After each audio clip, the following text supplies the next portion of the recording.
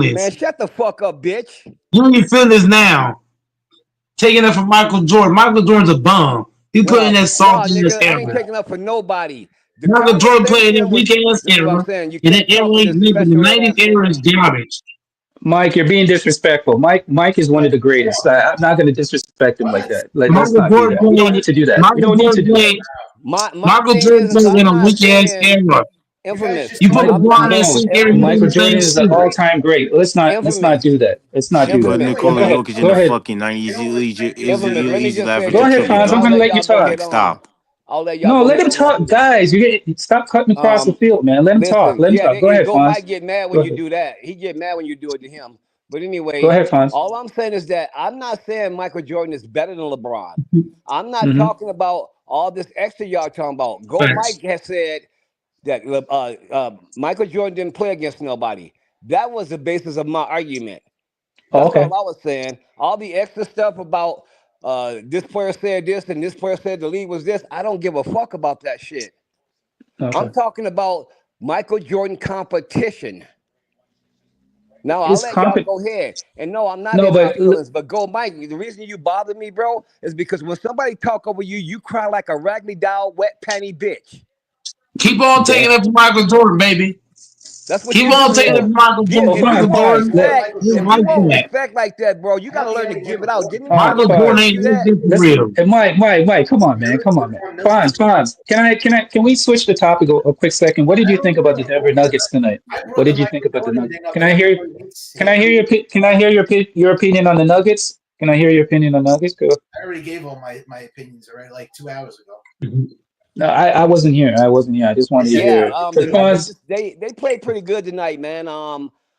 mhm, I mean, look, I had told Go Mike earlier I wasn't gonna discuss it because I didn't want to. I was gonna be humble about it. I wasn't gonna come here and brag or nothing because mhm, I still think that when they go to OKC, they got to stick their feet in some hot ass water. But tonight they played great. They played like a team that knew they had to win to stay alive. They were able to get together. I like this new coach because I like the things he's doing. They're playing for him. It's like they have redeemed themselves. And one of our biggest problems, though, is that we got some changes to make. We got to get rid of Porter Jr. He's inconsistent. Um, I'm tired of watching Jamal Murray and Jokic lead this team. Gordon, he does good sometimes. We have really no defense. We're living right now in the threads, bro. But here's my main opinion. I don't think we're going to win no title. I think if we do beat this team, the next team going to exit us out. That's all I say.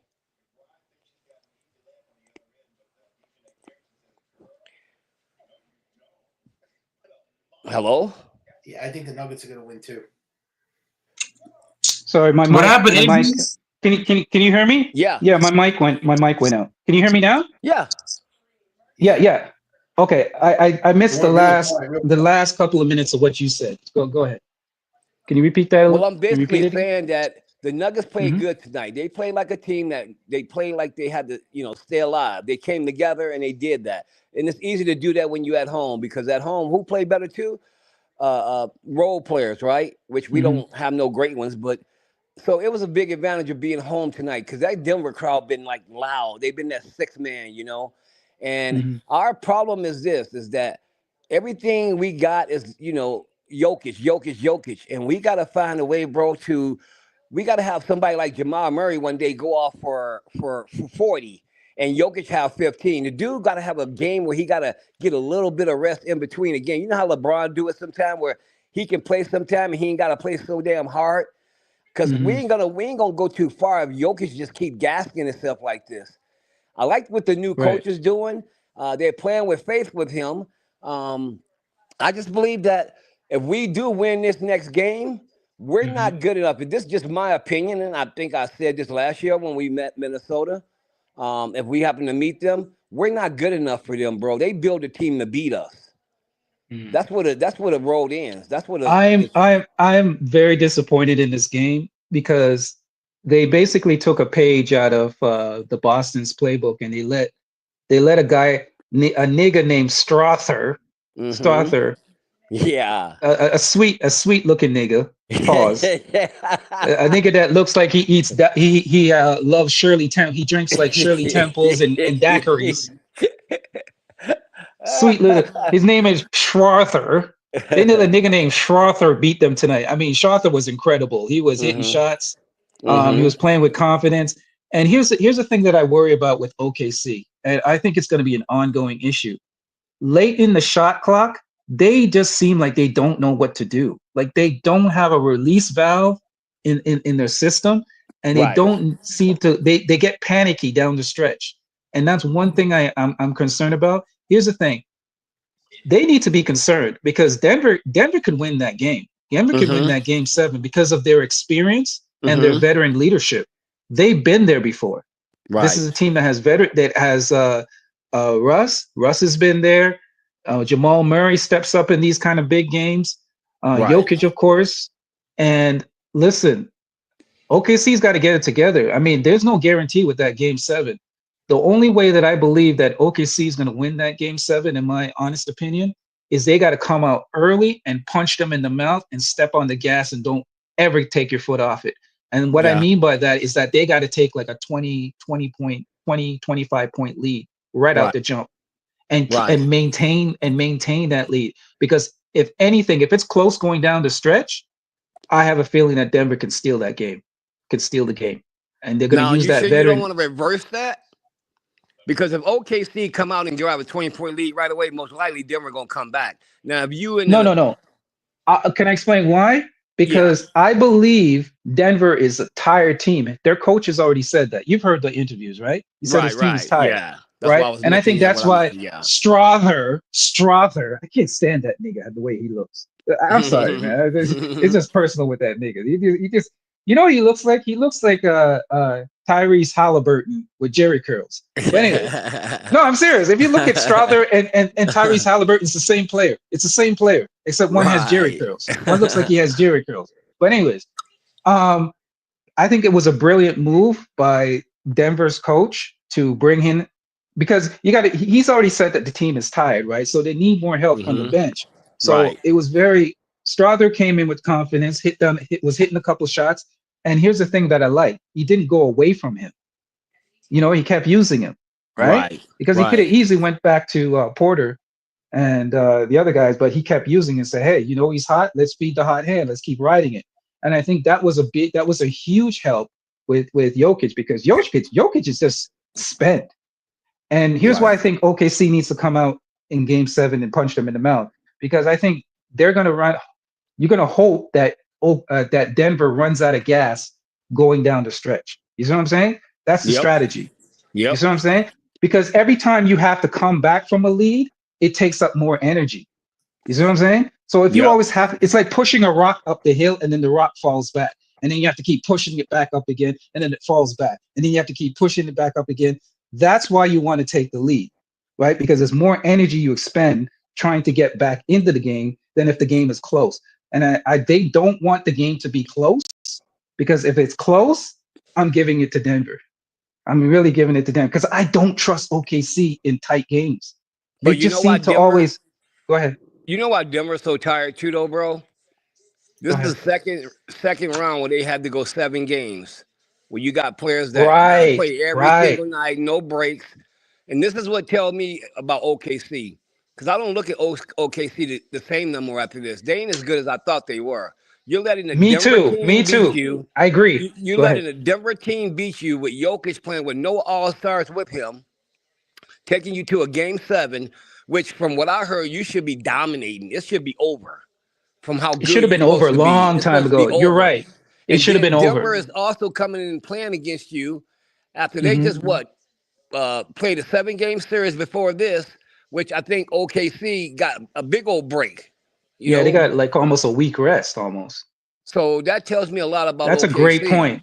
That's a great point. And you left that was an excellent point, Fonz. But you remember that when they finished the series with the Clippers, then they only get like a day's rest and then they have to play again? Yeah, it was like a day or two, Day or two, yeah. So they didn't even get a break from the Clippers series. Exactly. I agree with you. OKC has exposed themselves, and that's why I think I'm kind of changing my mind, because as I receive more information, so does my opinion change. And I'm looking at OKC kind of sideways now. You know that chick that you start dating, and then you start dating her for a couple of weeks, and then you start to see her flaws. You're like, that belly's kind of big. That ass is not as fat as I thought it was. You kind of look at the flaws, and when she takes off her makeup, you see all these pimples and shit. You're like, man, you like that shit, man. You did look kind of good when I first met you, but now you're kind of looking kind of sloppy. You know? And infamous, this is the last Yeah, go ahead, thing. sir. Denver is basically half of the time beating OKC with 3 players. True. Michael Porter Jr. ain't really been doing shit. 3 players. No, So and he's injured. See, I give him a little bit of a pass because he has that shoulder, and you need your shoulder to shoot. Obviously, you know, like I don't give him no you got pass. a bum ass shoulder. You know, and he's I still would give him a toughing it out. pass if he wasn't inconsistent from before the injury, but that nigga been inconsistent his whole That is true. career with That is Denver. true. That is true. I mean, I think they're going to trade him, but that's a whole nother story. Well, I I've been think they- I telling think everybody I at the think end of the year they need to trade Michael Porter. They need to trade him. And also, I was telling people this before the playoffs start. If we play Jokic like we've been doing throughout the past playoffs, the whole season, they gonna get tired, bro. Him and Jamal Murray and them gonna get tired. They gonna get tired, bro. This is like, who did I tell that to? Go, Mike. I said I wouldn't be surprised if Jokic got up one day and said, you know what? I'm gonna do me a goddamn what's his name from the Detroit Lions? That running back that quit, Barry Sanders. I'm gonna do me a Barry Sanders, and I'm just quitting this shit because they running me into the ground. I wouldn't be fucking surprised, bro.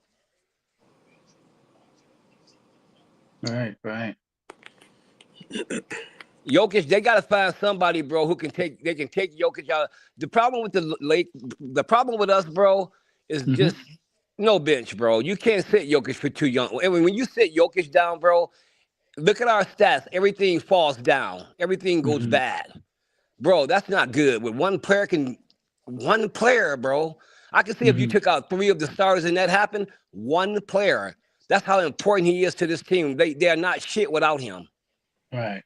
I still think OKC will win the game because, again, that home court advantage does play a huge part. Yeah. Yep. But in going up against Minnesota, the Wolves, I don't know. That's a coin flip. I'm gonna be honest. I don't look at OKC the same way, man. I think you're not supposed to be taking Denver. You're not supposed to be going 7 games with Denver. I'm sorry. In my honest you're not. opinion. You should have had them up out of there in 5 or 6 at the most. And So if OKC meets Minnesota, Minnesota gonna break them down, bro. Yeah.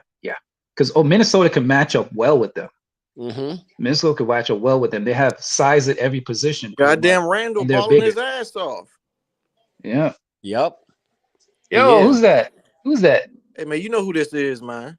Oh, Mr. Bandwagon. What's up? What's up, Playboy? Embrace the name, man. You know what it is, man.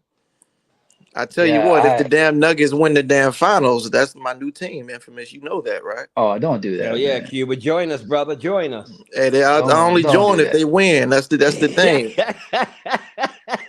Fuck all. You're not a real fan, man. You know what, bro? You're not a real fan. At least you admit it, though. Wade would never admit it. At least you admit it, though. Damn. Yeah, that's true. Wade would never admit it.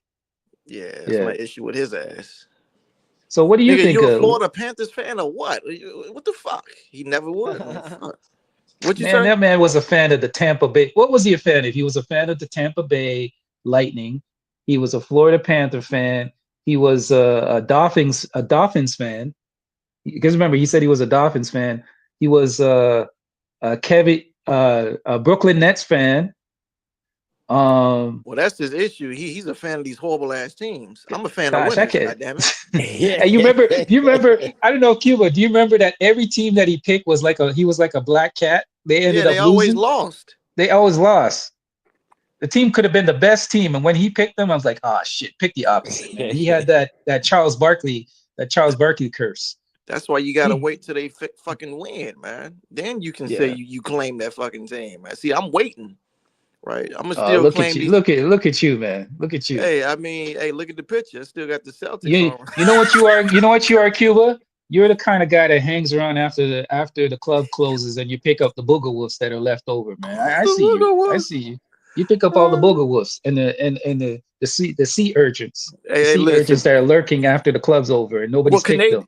Listen, Canadian nigga, right? And they're standing in the corner by themselves with the big gut and the sloppy ass. And you're like, yeah, that's my girl. I'm gonna Hey go man, over and talk to her. you know, hey man, Dr. Umar, hey Dr. Umar likes him. Dr. Umar, man, the guy you look after, man. Look up to, Oh man. Dr. shit! Umar. Stop. Tariq Nasheed. So Asking. what's your opinion? What's your opinion on tonight's game? Did you see any of the game tonight? I ain't see it, but I tell you what, I was saying it to Mm-hmm. the coworkers, right? Because I was at work during the game. I was somewhat keeping track of the game on the GameCast. And so I saw at the fourth. Actually, I had the goddamn notification on my watch. It said that, oh shit, what was it? Denver could potentially win and force a game 7. So I saw that Joker and Murray and I think Bron had over 20 points. So at least Bron stepped up, right? And then what's the man's name? Michael Porter Jr. had 10 points. Aaron Gordon, I think he was a single digit. So I mean, but hey.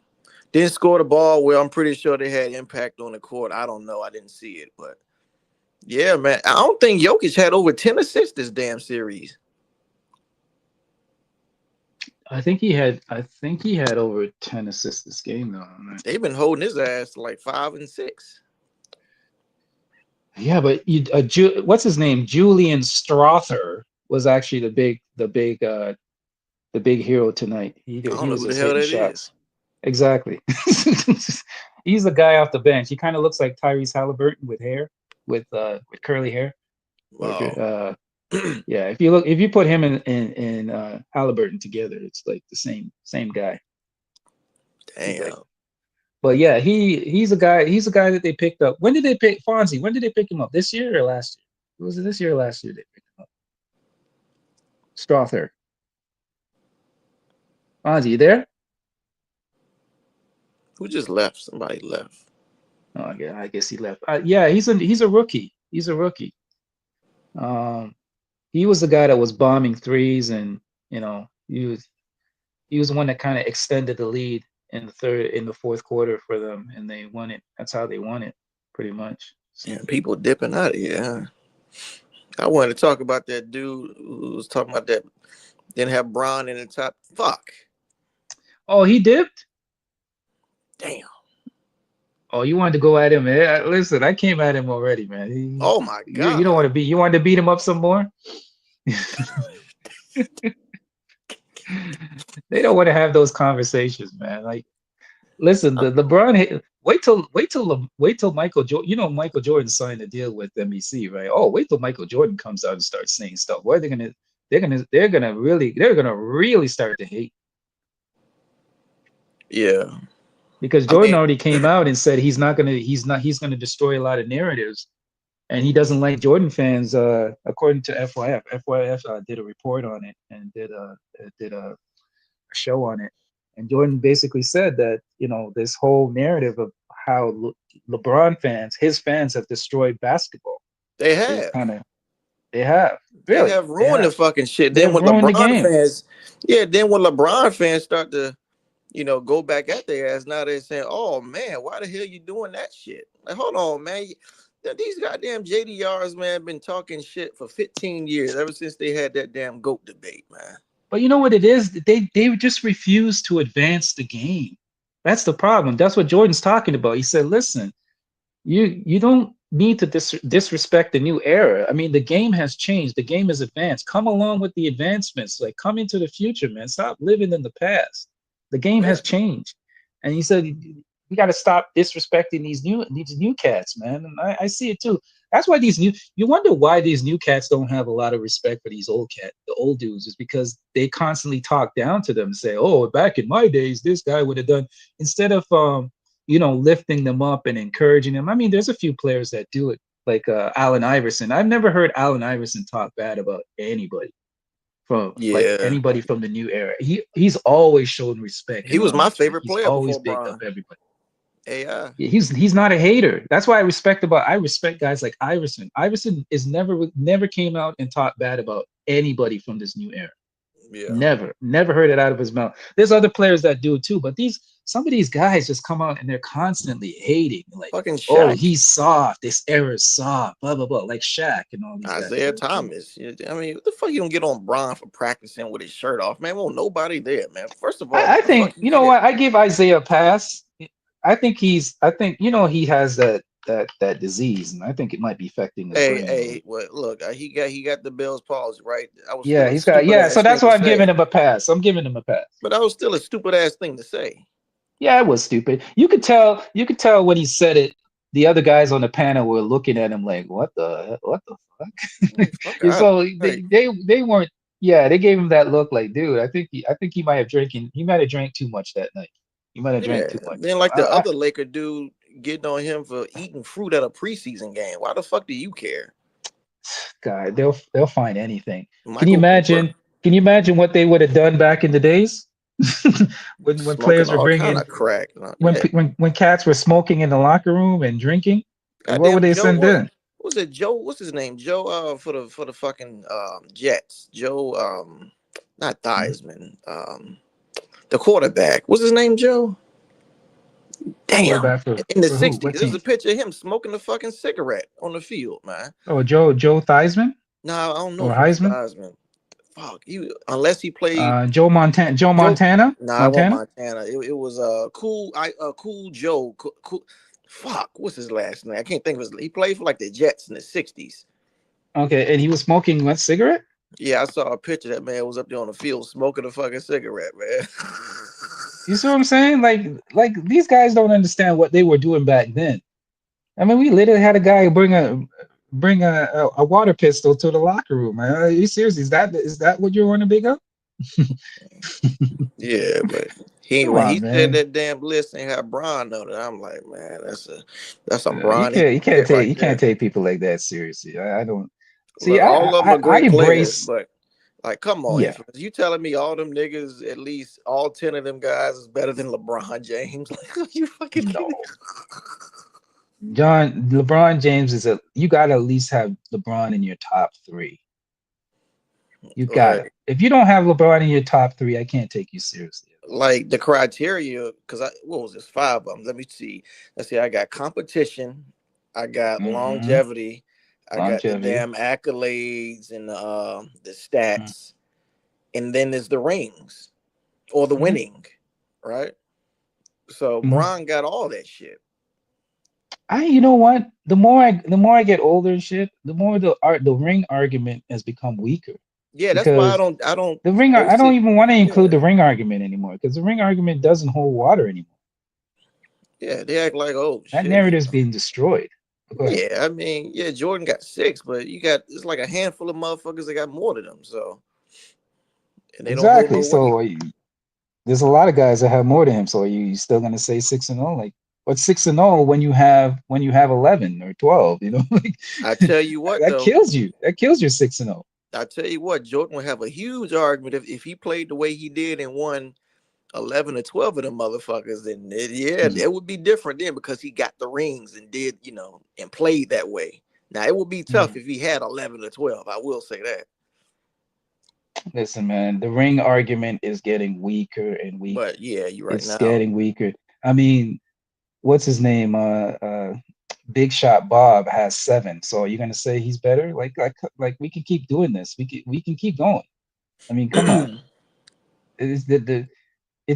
I believe, just like you said, I think you had some great criteria. I think the level of competition is definitely one. Your accolades, your achievements, all that kind of stuff. I look at the complete resume. I look at your complete resume. What you have done, your whole complete resume. That includes your player of the week. I include that as well. Who you played up, the teams you faced, your greatest moments, your greatest achievements. Like, come on, man. Like, it's not even close. Yeah, shout out to them guys. They was great in their era, man. Jordan was a fucking beast in his era. I give him that.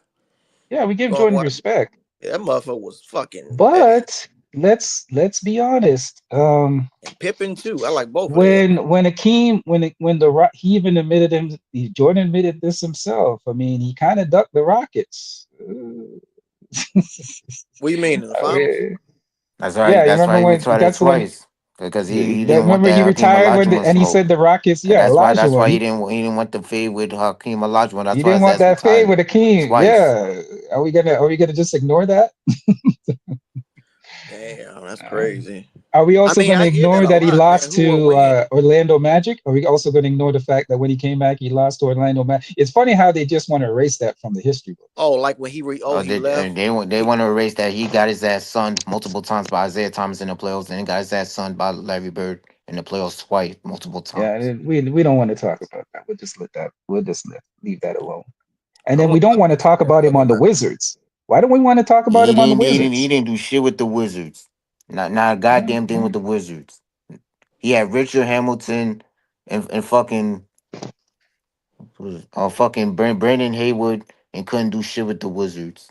Was Jerry Stackhouse on that Jerry squad? Jerry Stackhouse was on that team too. Stop Jerry. this! Stop this! Stop this! Oh, here we go. Here comes he jumped in the phone booth. He jumped in the phone booth. Here he comes. I'm acting like these Canada niggas.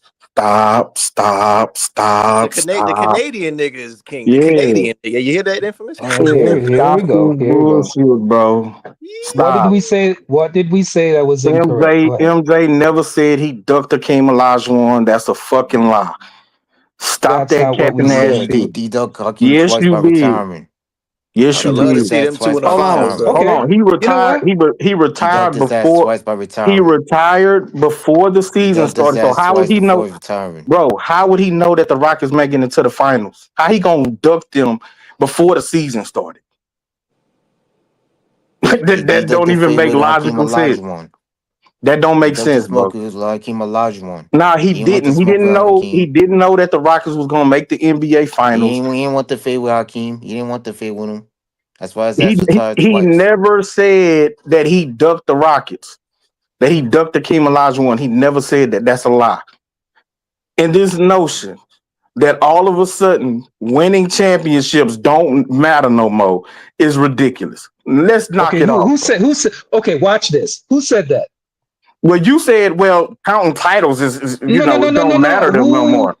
I just answered you. I didn't say that. Again, Okay, I'm not going to get into no. I'm not going to get into no back and forth. All right, exactly. Don't do this because so I didn't say that. You just said counting titles don't matter no more. That's not what I said. That's what you said, dude. No, that's not what I said. Yes, it is. And I started so typing in the chat. I'll give you another chance to correct it.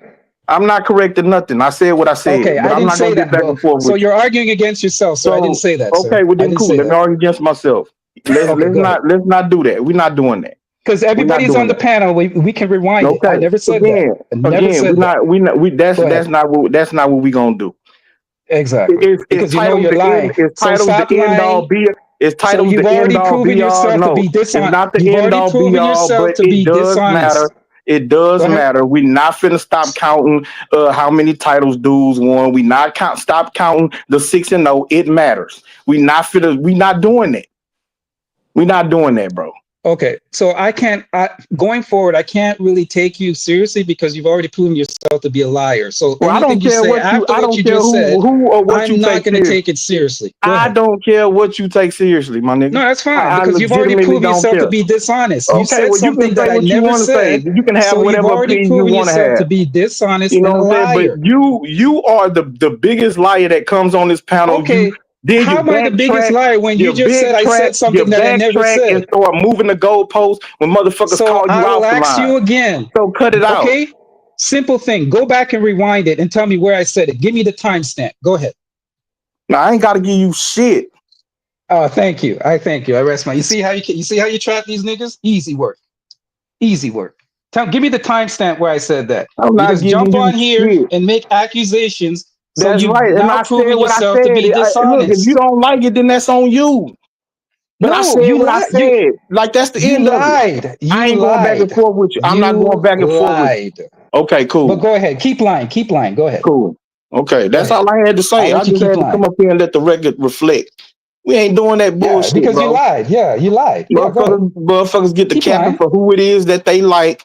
And now all of a sudden, rings don't matter, 6-0 don't matter. Nah, we not doing that.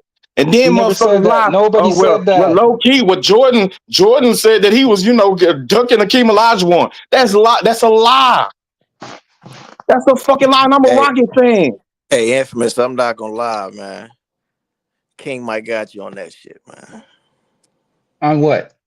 on that ring shit. You kind of did say that shit. Thank you. What, okay, what did okay, Cuba? What did I Listen, say? hold on. Hey, because I said my criteria, and then you, as soon as I said rings, that's when you said rings didn't matter. No, I said, okay. Tell me exactly what I said. That's though. what I'm saying. Hey, King. No, but what did I Hey, say though? salute to you for being honest, my nigga. King, You know what I'm talking about? I said salute to you, I didn't brother. say rings didn't matter. I said I'm starting to look at rings as not being that important anymore. I didn't say it didn't matter. I'm saying that the more that I get older is more that I'm looking at rings and not looking at rings as important as the other things. That's what I said. If he said that, I would say, yeah, you're right. I did say that. He didn't say that. Y'all listening, He said rings don't matter. I never said rings don't Y'all matter. can go back and listen to what was said, bro. No, you can go back. It's easy. That's why I said, okay, how about this, King? We can put money on it. I'm not betting none of you goof ass niggas. Most of y'all don't pay. Exactly. Thank you. Thank you. Most of y'all don't pay. The only nigga that I'm willing to bet is Mike. I know Mike good for it. Another goofball ass nigga. I bet $200 he ain't paid me. Mike is He owed a will pay gang you, load of King. money Don't from do a that bunch to of him. niggas who Don't do don't that pay. to him, King. Nah, I'm Don't do talking. that to him. I'm keeping it real. Niggas owe Mike money and they ain't paid him. Real talk. Niggas that come on this panel. So I'm not betting none of you niggas. That's Unless y'all send the money ahead of time. Listen, my name is solid here, so you can say whatever you want. Well, I don't know and I your have a name. reputation to period. I don't know your name. I don't know you. I don't know if your you pay reputation bets. Do neither. you pay bets? I haven't heard you pay a bet. I'm just saying, me personally. I don't care what you heard neither. Okay, fine. It's all good. Random pays bets too, man. Yeah, of course, King, man. King, he blocked me on Cash App when I requested the funds.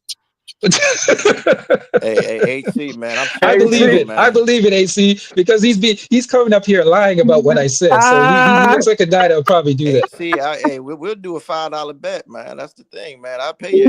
I'm cheap as fuck. Crazy, man, I ain't doing no $200 bet. Fuck that shit. What the fuck is $200? What the fuck? I ain't doing no 200. I ain't doing no 200. Hey, Infamous, me and you, we'll bet 10 cents on shit. I don't give a fuck, man. 10 cents. 10 cents. Come on, man. I give you. You know the exchange. You know the exchange. You know the exchange rate will kill me on that. You know that for facts.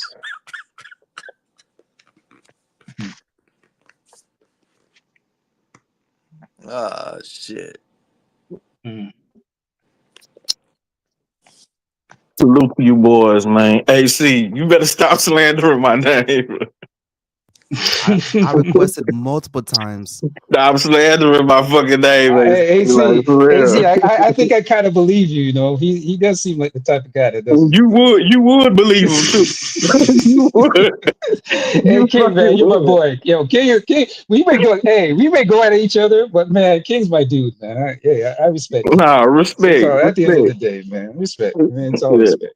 We go at each other hard, but it's at the end of the day, it's all good, man. I'm gonna catch your ass picking somebody up in that Uber with that snagger-tooth ass dog. I swear.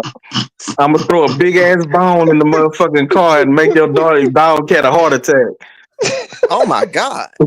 Damn, that's cold, King. Come on, King. Hey, that's a lot of stress, man. Come on. Come on, King. You don't do that, man. Don't put that out there. Don't put that out there. That's bad karma, man. That's bad juju. That's bad juju. For the dog. Bad juju. Hey, let me ask you two Rockets fans a question, man. Uh-oh. Why you say uh-oh for, Infamous, man? Why you act like it's only one Rocket fan up here. What's your question? Oh, for real? Damn, stop it. There's 1.5 Rockets fans. Oh, 1.5. Okay. 1.5. Hey, you might as well join me and be a bandwagon. Cuba, be careful. Don't say anything about nail polish. Don't. Hey, these guys get very sensitive about that. What the fuck? What the fuck? Yeah, go ahead, man. Hey, do you think you're getting Giannis next year? I doubt it. Talking about the Rockets getting Giannis, if not the Spurs. Maybe I doubt it. Bro, you know who's getting Giannis? Giannis is going to the Raptors. He's already came out and said that the two teams. No, read the reports by Sean. Like the Raptors was getting the number one overall pick. Didn't I tell you they weren't sending that white boy?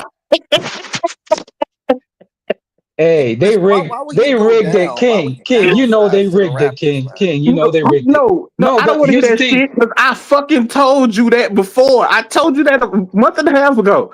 I said, ain't no fucking way the NBA is finna let that boy go north of the border.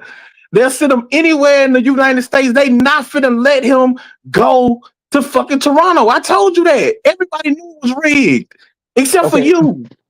No, that's fair, King. You're right about that. I'm not going to deny it. You're right. But let me go. Let me deal with Cuba for a quick second. Hey man, call me the bandwagon. Cuba, go What? look. See, this is why I say the stuff that I say you can actually go look it up. Go look up Shams report. Sham came out Nah, you and right. I said, did see it. You're right. I did see it. yeah, Raptors yeah. in Brooklyn, He, right? he said Raptors the in Brooklyn. Brooklyn Nets and the Toronto Raptors, and not only that, what's LeBron's agent name? Rich Paul. Clutch. Rich Paul Oh. said something similar too. So you can actually go look up the quote from Rich Paul. You can go look up the quote from Shams, and you can look up. There's another quote from another executive that said something similar. He might as well stay on the fucking Bucks then. Now can I be honest with you though? I'll be honest with you though. I'm going to be honest with you. I don't think he's coming to Toronto, and here's the reason why. I think, in my honest opinion, I would love for him to come to Toronto, but I don't think he's coming to Toronto. I think they're using Toronto as leverage. In my honest opinion, I can come up here and cap and say, yeah, he's going to be a Raptor soon and stuff. Not going to do that. I think they're actually using Toronto as leverage for other teams. So they're saying, hey, he might be going to Toronto, and then it's going to up the ante for other teams to come in and say, hey, we don't want him going to Toronto, and then they're going to up the Bro, ante and I increase don't it. think nobody believes that he's actually going to Toronto. Toronto ain't a team that is leverage for anybody. No, it is. You know why?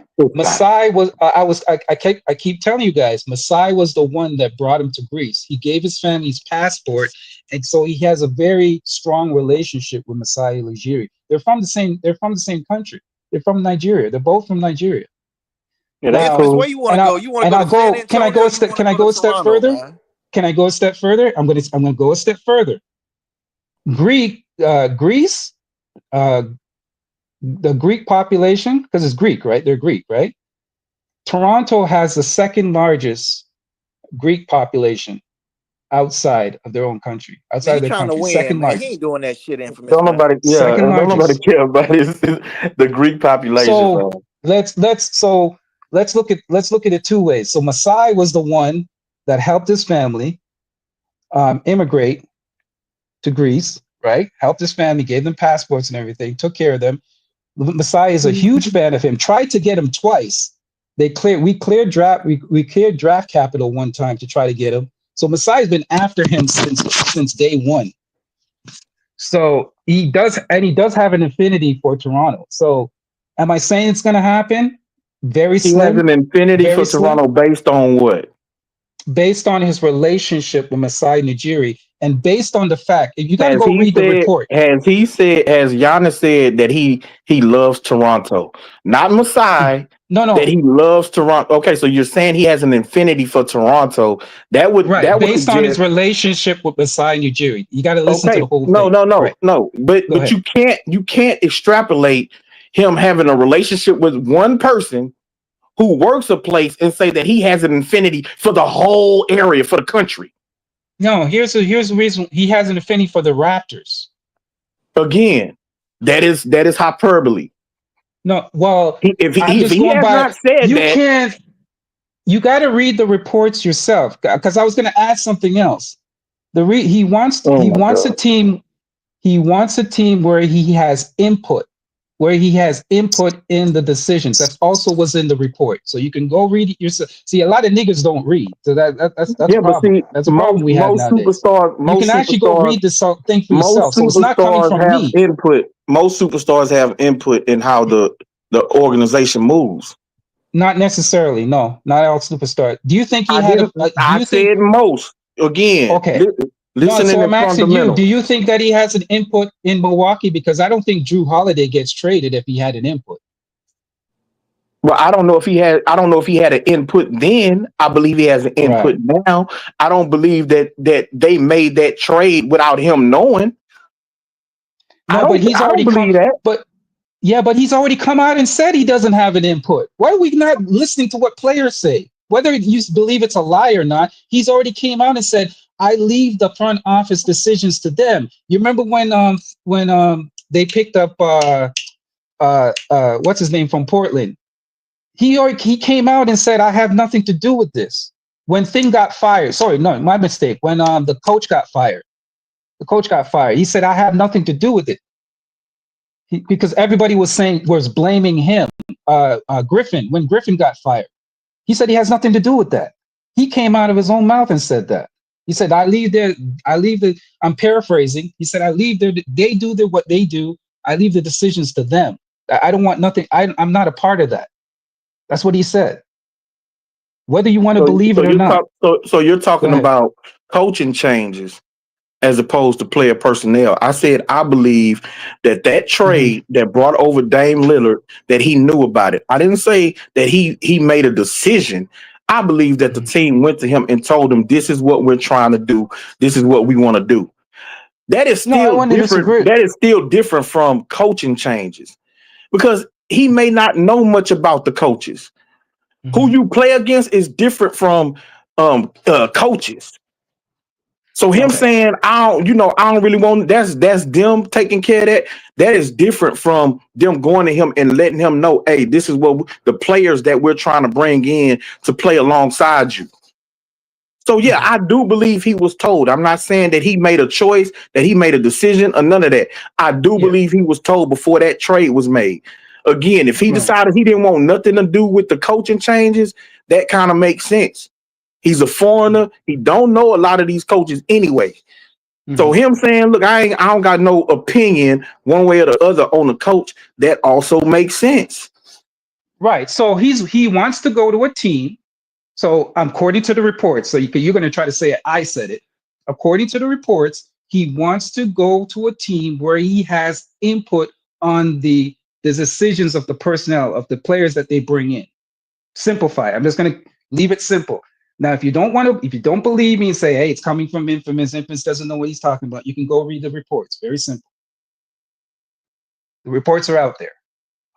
Reported by who? He would have that autonomy. He would have that autonomy if he came to Toronto. Definitely. Okay, but as I said, most superstars are consulted about players that are being brought in. That happens, but there's a difference between superstars around the NBA. Not every superstar. Depends on the level of superstar. Are you listening? Did anybody else hear me say most? No, I heard you. Or is he the only one not hearing? And he say not every. I didn't say every. I said most. Right, but there's a difference between saying not every. Okay, there's a difference between being consulted and having a direct correlation or direct input on who they bring in. Just like you said, okay, hey, Giannis, with Giannis. Here's the difference. Hey, Giannis, we're thinking of bringing in Dame. Hey, guys, you do whatever you want to do. Here's the difference. If he has personal input, he's going to say, hey, Masai, Masai, man, what's up? How's the family doing? Blah, blah, blah, blah. I think we should go after this guy. Hey, Giannis, come and sit down. We're going to work it out. Let's see if we can work out what players we can target. That's the difference.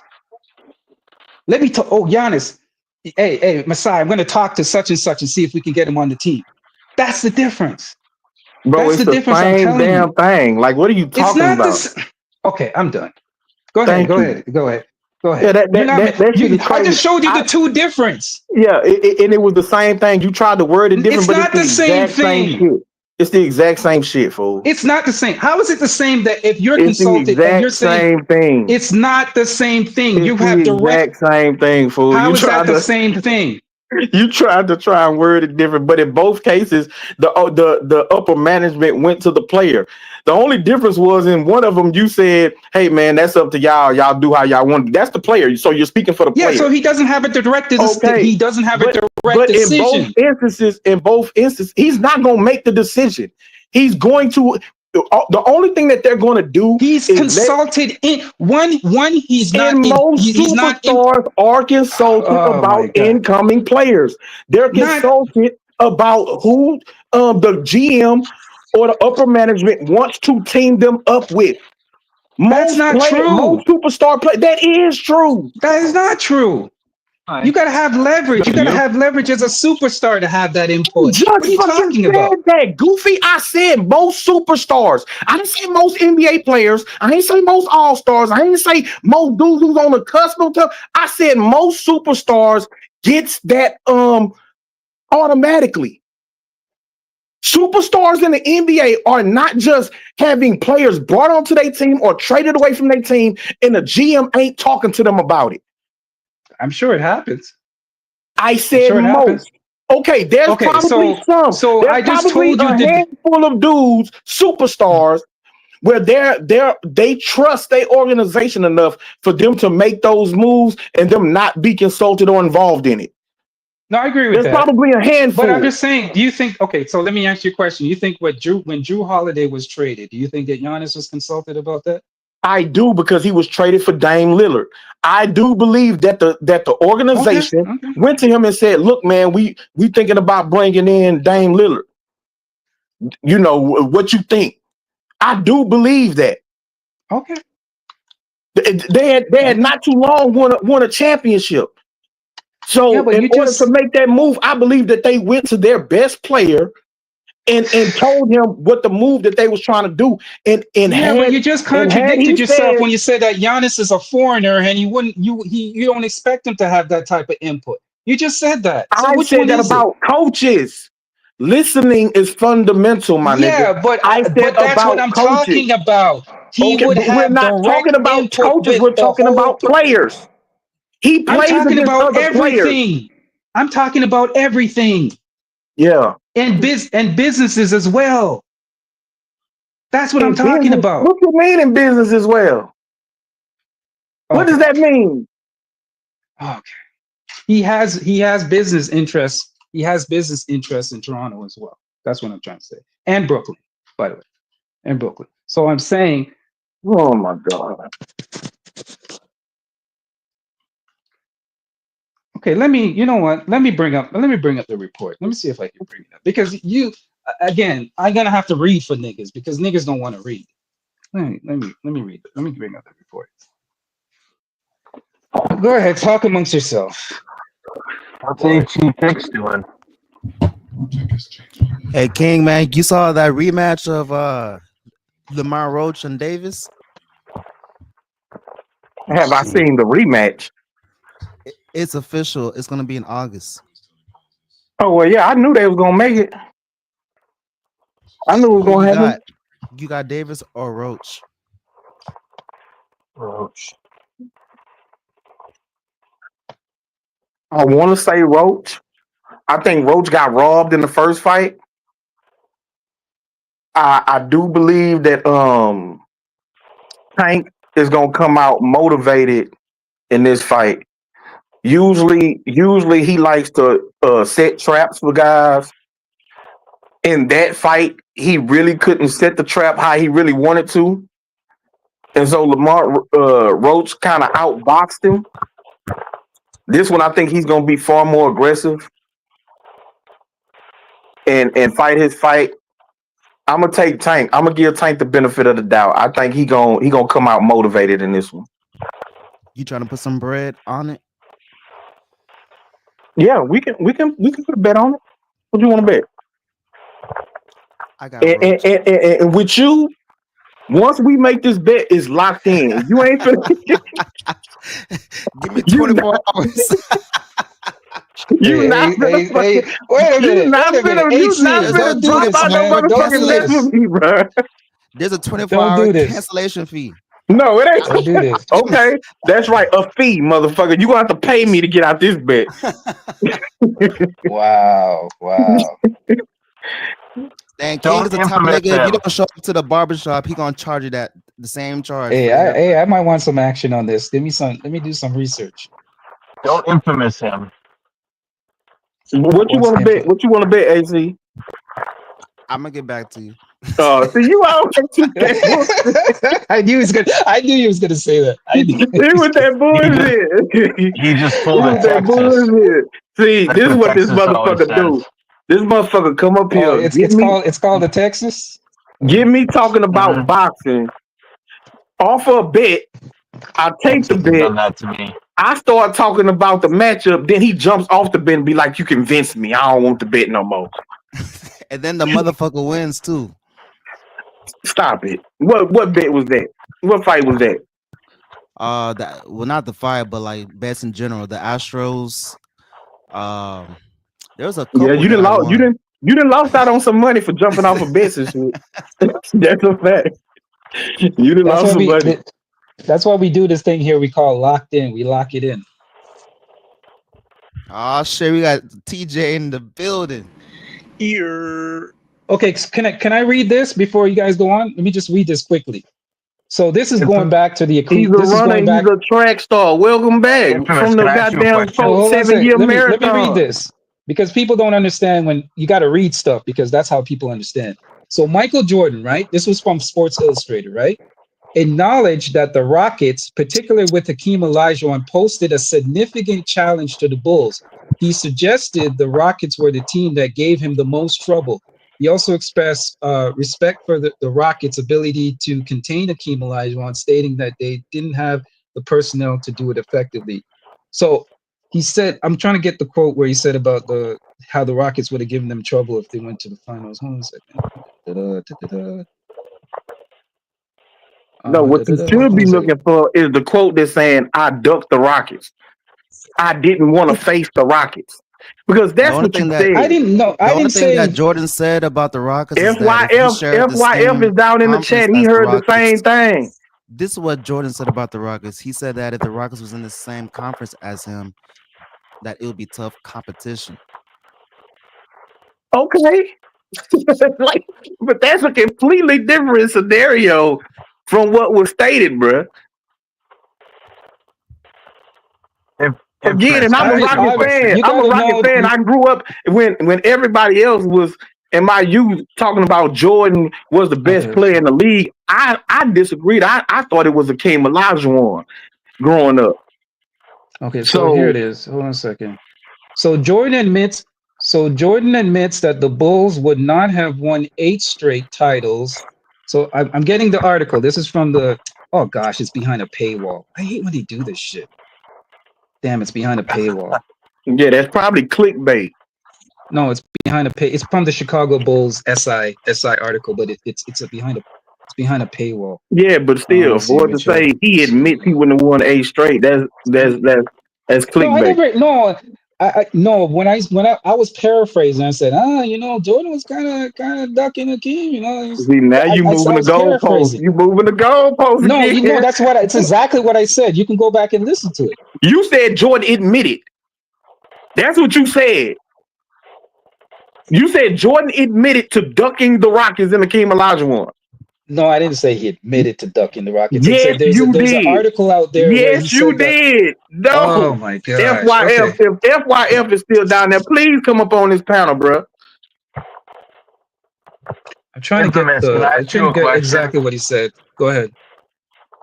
You watch more basketball, know more basketball than just about anyone. So I just gotta ask a question, just because I've never heard it. Okay, here's the article. Okay, I got past the paywall a bit. I kind of have to read it from the back.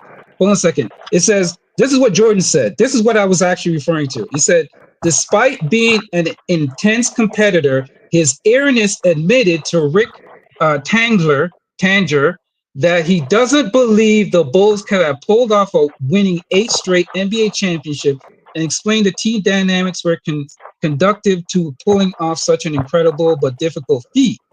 Winning an NBA title takes everything out of a team, and it's hard to imagine how exhausting the Bulls were after winning 3 in a row.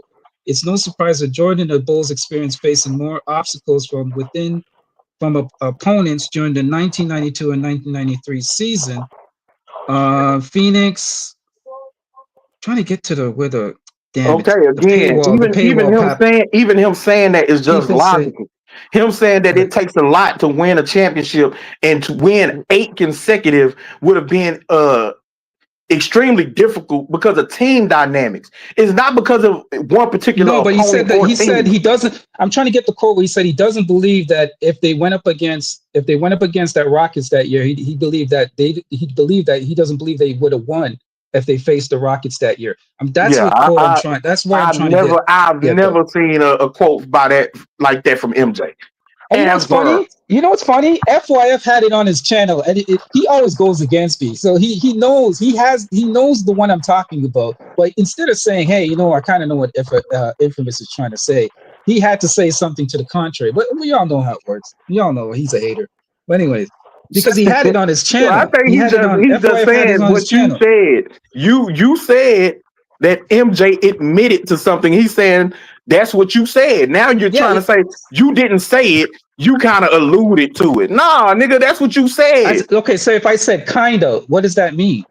No, you said I didn't say it directly. I said kind of. You said Jordan admitted to ducking Hakeem Olajuwon. Oh my God! I said I said, hey man, he kind of ducked the Rockets. That's what I said. That's not what you said, fam. Okay, all right. Because if you would have just said that he ducked the Rockets or he kind of ducked the Rockets, that's just an opinion. That's just you know. Yeah, that's my opinion. I was inserting. I'm trying to get the quote that quote though. You said that he. Okay, FYF is on the panel. FYF, you know what you know that quote where he was saying about the Rockets, about if they went up against the Rockets, it would have been their hardest competition. He probably wouldn't have beat them. You know what I'm talking about? No, man, bro, no. I don't know. Why y'all trying to put me in this? I ain't never. No, I'm not putting you. I'm not putting you in it. You had it on your channel. That's why I'm asking you. No, I didn't. Why you? No, I didn't. Oh, okay. What was the video where he was saying about the Rockets? Where he's saying that Hakeem Olajuwon Rockets, if he had faced them, that it would have been. All right, let me look it up. I never heard Jordan say nothing like that. Okay. What you mean? Had it on your channel. Okay. No, I didn't, man. Okay.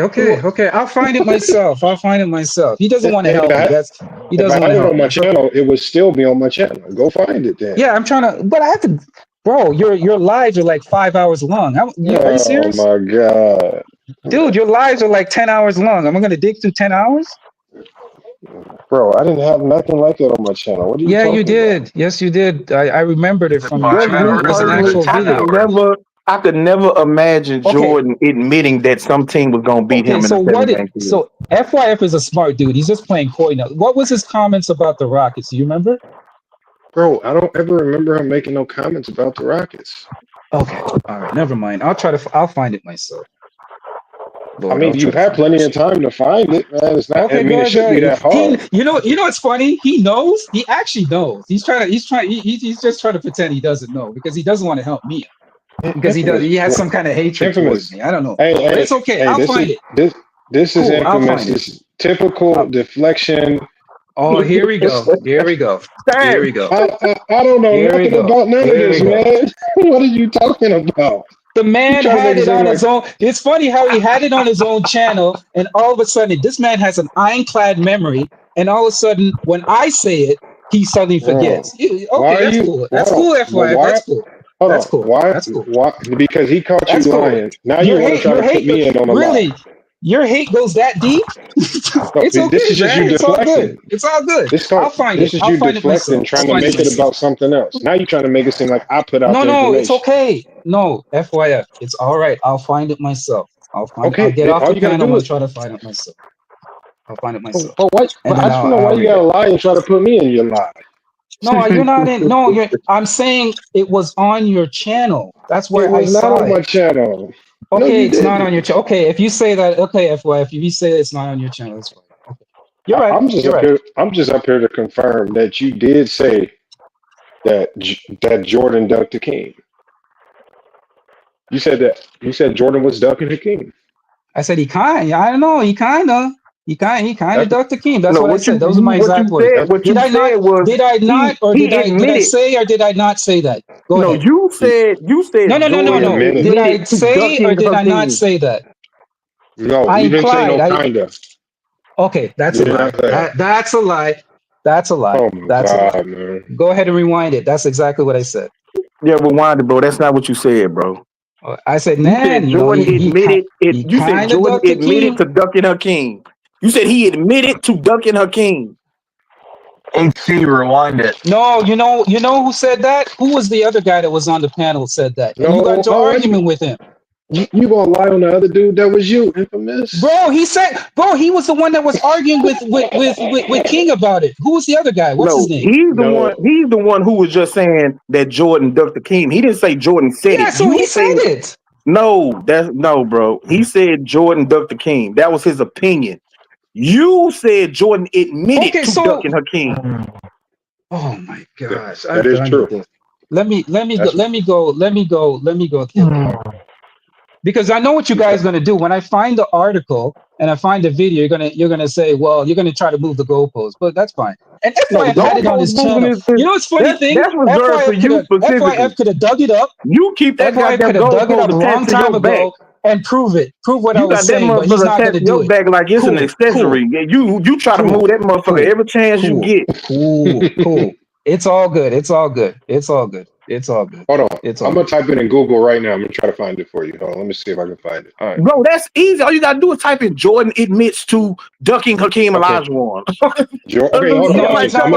It's not gonna come up like that. He said, I gave you the preference of the quote. He said, I don't believe we would have won if we did face the Rocket. That was what. No, he did not say that. He said he didn't believe they would win. You think that Jordan would say, "Man, I was ducking the Rockets"? Those were exact words. You think that would be his exact words? You sound dumb, nigga. Yeah, if you think that would be his exact words, he would not say that. Obviously, you have more common sense than that. Oh my god! That's why I prefaced the quote. I prefaced the quote by saying he said something to the effect. Hold on, Infamous. So you the one who said that Jordan admitted to ducking him. Now you saying that I'm not using my brain because he would not come out and admit it? No, I said he wouldn't say it like that. He wouldn't say, "Man, why would he say I ducked the king?" Hold on, I typed it in Google. I'm gonna tell you exactly what it says right here. Okay, what did he say? I typed in, did Jordan admit to ducking the Houston Rockets? And so this is what it says.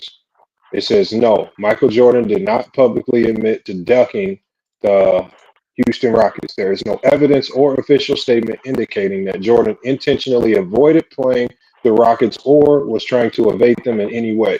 The Rockets were, however, a major rival to the Bulls during Jordan's career, particularly in the 90s. The Rockets, led by Hakeem, were a dominant force and a reoccurring opponent for the Bulls. For the Chicago Bulls, but that's what. But that's not what I wanted you to type in. I wanted you to type in the quote where he said that if we faced the Bulls in that year, we don't believe that we would have won. That's the one I was referring to. Okay, that. Jordan says if we face the Rockets, he doesn't believe. Something to that effect. Yeah, now, I don't know the exact word. Anybody who knows Michael Jordan should know he would never, ever let that shit come out his mouth. Like ever. It was something to that effect. So, are you typing it in Chat GPT? What is it? He didn't believe that he could be like regular NBA players today won't say that it's a team that they don't think they could beat if they face them.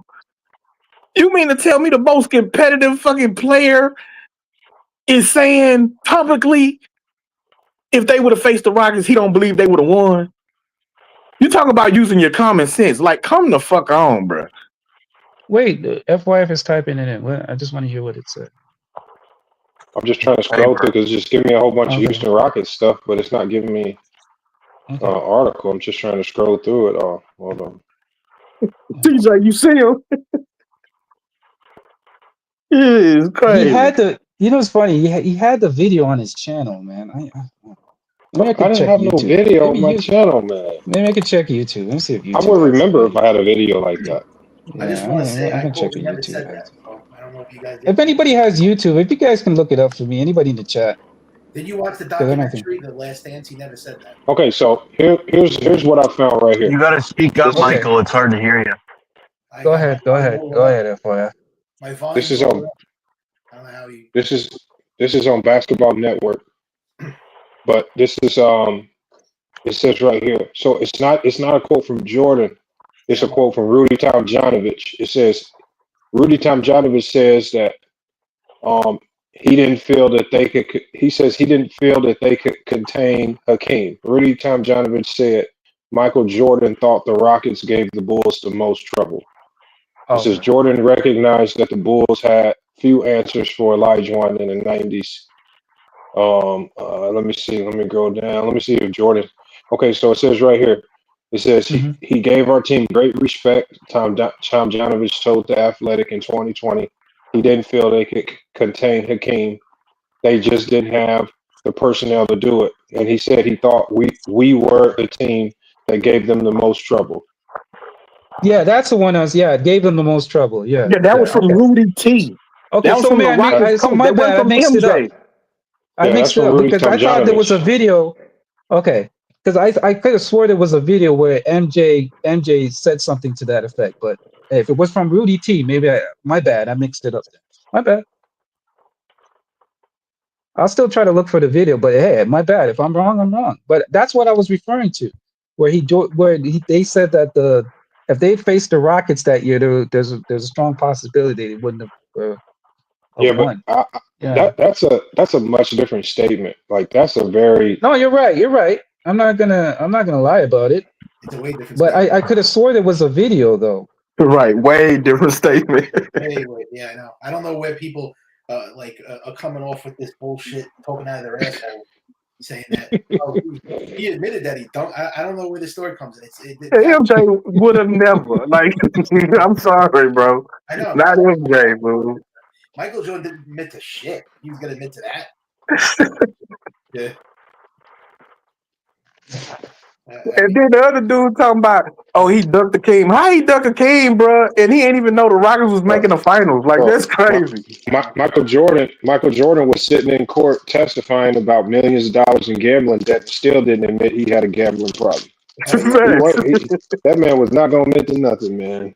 You ain't lying about that. Nope. Yeah, that's right. He never admitted his gambling problem. Pretty much his whole career. I think when he went to the Wizards, didn't he admit it like later on? Why did he have to testify in court about gambling losses? He had to testify in court because he had lost so much money. So there was a guy in North Carolina, and he worked for the mob, and it was his job to gamble with like famous like people who were weak at golf, so he could funnel drug money from the mob through these types of bets to clean the money. And so they kind of got Jordan in such a huge gambling debt that it was believed that they were just using Jordan to launder drug money with fake gambling bets because he owed them so much money. So what happened was the feds, instead of locking Jordan up, they said just testify against these guys in court, and we're not going to pursue you. We just want them. And it was a whole drug network that's tied to gangs in North Carolina and the mob. And it was crazy. I mean, I did a whole show on it. When you do your research on it, it goes super deep, and it even has ties to the people that killed Jordan's dad. So yeah, it's nasty. Was this? I thought the people that killed Jordan's dad were just two hoodlums, like two white dudes that stumbled upon him at a rest area. Two random criminals, like low end criminals. So that's the funny thing about it. So there's like a drug kingpin in North Carolina, and then there was a guy that worked underneath the drug kingpin, and the two guys that killed Jordan's dad, they worked for this secondary like drug kingpin guy, and so there are ties. The only problem is the feds couldn't get those two dudes to flip and admit it, and they wouldn't flip and admit it. They wouldn't flip. It's the belief of the feds that these two guys wouldn't flip and admit it because the drug kingpins are in North Carolina. They know everybody close connected to them, and it's believed that they aren't saying anything because they believe that their families could be at risk. And so it's Michael nasty. Jordan still gamble to this day? Oh hell yeah. When these golf bets, what years were these happening during? Like recent or like 90s? It was in the late 80s going into the 90s. He had amassed millions of dollars in debt. And so he started gambling. He started golfing with this one guy. It's a black dude. And he was a golf hustler working for the mob because they were just, so they were, there's only two things that could have been happening. That Jordan was just so bad at golf that he would just sit there and lose millions of dollars and just keep coming back to lose. Or he incurred a huge debt. And then the mob, obviously once you owe a big debt to gangs or the mob, you can't just pay it off and leave. They're going to try to lock you in so you keep working for them for the rest of your life. And so they basically owned him because he owed them so much money, and they was just using them to funnel drug money to clean up drug money. And what better way to clean your money? He couldn't just pay it off with all his hundreds of millions, and by the time he owed the Bobcats billions, he couldn't. But So see, he that's the didn't. thing. He The didn't thing. have millions. They wasn't making But see, all the that money mob. first. But the mob didn't want it to see. The mob didn't want the money. Once he got down so much to this guy, they just wanted to use him to continuously clean drug money. So they said, you're going to keep doing these fake golfing bets, and you're gonna give us money saying that you lost this bet, and you're gonna help us clean our drug money, and you'll do it as long as we say you need to do it until your debt is paid off. So it wasn't even about the money no more. They just had him in a pinch, and It's weird just to started. wash money with an illicit thing. Like, it's not like it's a legit business. I thought when they wash money, they do it through like a front, like a legit business. I didn't know you could do that, but I guess it was like a thing where they I'm would wondering bet. how that would work. Yeah, I'm just trying. but if you go read up on it, the feds are pissed about it. The feds were pissed that they couldn't get those shooters to flip. Like the feds knew that those two guys had a lot of information. When they caught one of those guys that killed his dad, wasn't he wearing a Jordan jersey or some shit? Yeah, Could have been a mob hit, allegedly. I thought wasn't that a was hit. interesting. You know what's Yeah. funny? When you actually go into YouTube and type this Oh up, my almost every Rocket player said they could have beaten Michael Jordan. Almost every single one of them. Kenny said it. Ori said it. Well, Sam no, the Cassell said it. Rockets. There's like No, the tons of Rockets. videos on this. You Go gotta ahead. The Rockets let would that have. go, bro. The Rockets would have beaten the Bulls They were because 1-5. They were 1-5 if you look at the Bulls' against. weakness, the Bulls' weakness even in '96 when they were at the best or their best, their weakness was they couldn't defend the 3-point line. That's why in '96 they started full court pressing teams because they couldn't guard teams in the half court, and players like Rex Chapman and Reggie Miller would light them up from the 3-point line. So instead of just sitting there and playing teams in the half court, that's why they went into that full court press around Harper, Jordan, and Pippen to speed teams up. And so the Houston Rockets were the only team that were good enough to beat the press with the ball handlers, and they had so many 3-point shooters: Vernon Maxwell, Kenny Smith, Sam Cassell, Robert Ory, and then you have Akeem Olajuwon sitting in the paint. What is Bill Wennington gonna do with somebody like that? With all these 3-point shooters. So that they would have beat the Bulls in the finals for sure, but especially the year if they would have lost Horace Grant. They lost Horace Grant too. He said it, and if anybody wants reference, he said it on the Draymond Green show when he was on it.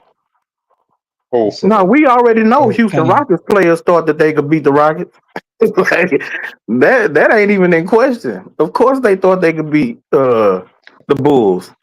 Yeah, they had Akeem. Like, Yeah, hell yeah. and they ain't have nothing. They couldn't do nothing with Akeem. And like FYM just said, they had 3-point shooters everywhere. You had to double Akeem. Snipers everywhere. Snipers on the roof. Snipers everywhere. By the way, FYF, can I give you something you can use against Peter Bagjuice? About what? When he comes on your channel next time, call him Sir Milan. Call him Sir Milan. What is Okay, sir. What he calls himself Bag Juice, right? Because Bag Juice is actually like it's like a Kisco pop in Jamaica. It's a Bag Juice is basically like a freezy. You ever have a freezy? Like a freezy? Yeah. Yeah. So bag juice is actually a freezy. So instead of putting it in that long freezy stick, what they do is they put it in a plastic bag. They put the juice in the plastic bag, and then they tie the top of it with a twisty tie, or they tie the top of it just like a regular tie knot, and then they put it in the freezer, and then they sell it. They sell it that way. So what you do is when you eat it, you bite the tip of it, you bite off the tip of the bag, and then pause. Yeah, pause. You bite off the tip of the bag, and then you that's how you this is gonna sound, I don't care. You suck on it. That's how, like a freezy. What the So hell going on, man? that's why he calls himself Peter Bag Y'all Juice, making right? everything a pause, bro. I'm talking to FYF here. So the other name in Jamaica for a bag juice is called Serve Milan. It's called Serve Milan. So you could call him Serve Milan. It's called Suck You Up. What? Serve Hey, Milan. Serve relax, Milan. bro. Serve Milan. Serve Milan. HC's Or Sky hard. Juice. The other name FYF is called Sky Juice. It's called Sky Juice. Is TJ So the still Sky on the panel? Juice or What Serve the Milan. hell was going on, man? I'm giving him some Jamaican references because Yo, Peter TJ. Bag Juice is Jamaican. The guy that comes on his channel is Are Jamaican. He you calls feel good? himself Are you Peter good, Bag my Juice. guy? You said he has to What was suck it? on the tip of a bag and suck the juice out. I'm what? explaining. Bro, you got Hey, he got some wildin', kind of fool. homoerotic thoughts in your head. I'm trying to have a Hey man, serious. you saying I'm it, trying to man? have a conversation. I'm trying to have a You talk about conversation here. sucking the edge of the juice. I'm telling you about Jamaica. I'm telling FYF about Jamaica and about What's going on? so it's called bag juice. There's three names for it. It's called bag juice, Sky Juice, and Serve Milan. Those are the three names for it. So he I'll calls let you. I'll himself Peter say that Bag Juice. joke. I'll say that joke for you, man. You can tell a Yeah, joke. call him Serve Milan. So you're not Peter Bag Juice anymore. You're You can Serve do Milan. it. You can do it, man. I'll save it. I'll save it for you. Yeah, no problem. I will say one thing. FYF's golf story was crazy. If they're trying to money launder, that's the worst way to money launder in the history of money laundering. Like that shit made no sense. No, but the reason why it was actually kind of smart, I'm gonna tell you why it was actually smart, is because when you're because the same guy that was doing these golf bets, he was doing it with actors. But what happens is it's an easy way to launder extremely large sums of money at one time. And so because Jordan had become known, because before this happened, it was public record that he had lost $2 million to one of his buddies that he fell out with. And then Jordan didn't want to pay the whole debt. So Jordan was like, I'll give you $500,000 just to get you to shut up and go away. But the thing is, they're thinking, if we have large sums of money, what better way to clean it by doing these golf bets with somebody like Michael Jordan, who we know is known for gambling large sums of money, is you can clean a whole bunch of money at one time. Because when you think about the mob, what it was saying was the problem that they were having was they couldn't clean the money fast enough with like small businesses. They can only clean like 5,000-6,000 at a time when they need to clean 200,000-300,000 at a time. And that was the problem. And so that's why the golf bets with Jordan was almost the perfect launder, because you clean the money up with a guy that's a known golf hustler. And that's the problem. It's not perfect. That's why they got caught. It's not perfect. When you're money laundering, hold on. Mm-hmm. When you're money laundering, when you're washing money, the point is to if you have unofficial money, you have illegal funds, whatever, you're trying to make it official. Mm-hmm. That's why it's businesses, it's big ones, laundromats. You're not gambling to money launder. It makes no sense. You're keeping illegal money illegal if you're gambling with it. Thanks. Well, I'm just telling you what they were doing. I'm not denying. It's not me. I'm just telling you. No, I mean, I can tell you the story. That's what the case was about. Because I have the whole federal document on there, because Jordan even had to testify about this. But this is what they were doing. Whether it was a great criminal plan, that's up for you to decide. They got caught, obviously. But what they were doing was trying to clean the money with golfing bets through big name, high profile people. And that's what they were using Jordan for. They would have got it caught eventually. That wasn't gonna I mean, obviously it's drugs. I mean, it's just it's not about if you're going to get caught. It's about when. No matter if you're doing some drugs at a large scale like that, it's just about when. So, I don't. Something's going to crack. let me ask you a question. Was he naive about this whole situation, or did he go in with full knowledge? Who? Jordan. Was Well, he see, that's naive the about what the guy was up, what he was really doing, or he was just was he educated? He knew what the guy was doing, or did he go in like he didn't know, like he didn't know that he was doing that on the back end? If you know what I mean. it's believed that Jordan knew, Okay. but of course, Jordan attorneys are not going to let him go up on the stand and say that yeah he knew, because then that would directly involve him. Right. Now he's a co-conspirator. So what he has to, so whether he knew or not, the only thing he could go on that stand and do is play dumb. Fact. I was just golfing. I was losing, and I owed a whole bunch of money. And that's what he went on the stand. Like And Jordan it's being out the there. icon, and Jordan being the icon that he is, they wouldn't allow him to do that anyways. I don't think they would allow him to take that heavy of a rap, knowing who the high profile person that he is. They were going to protect him, in my opinion.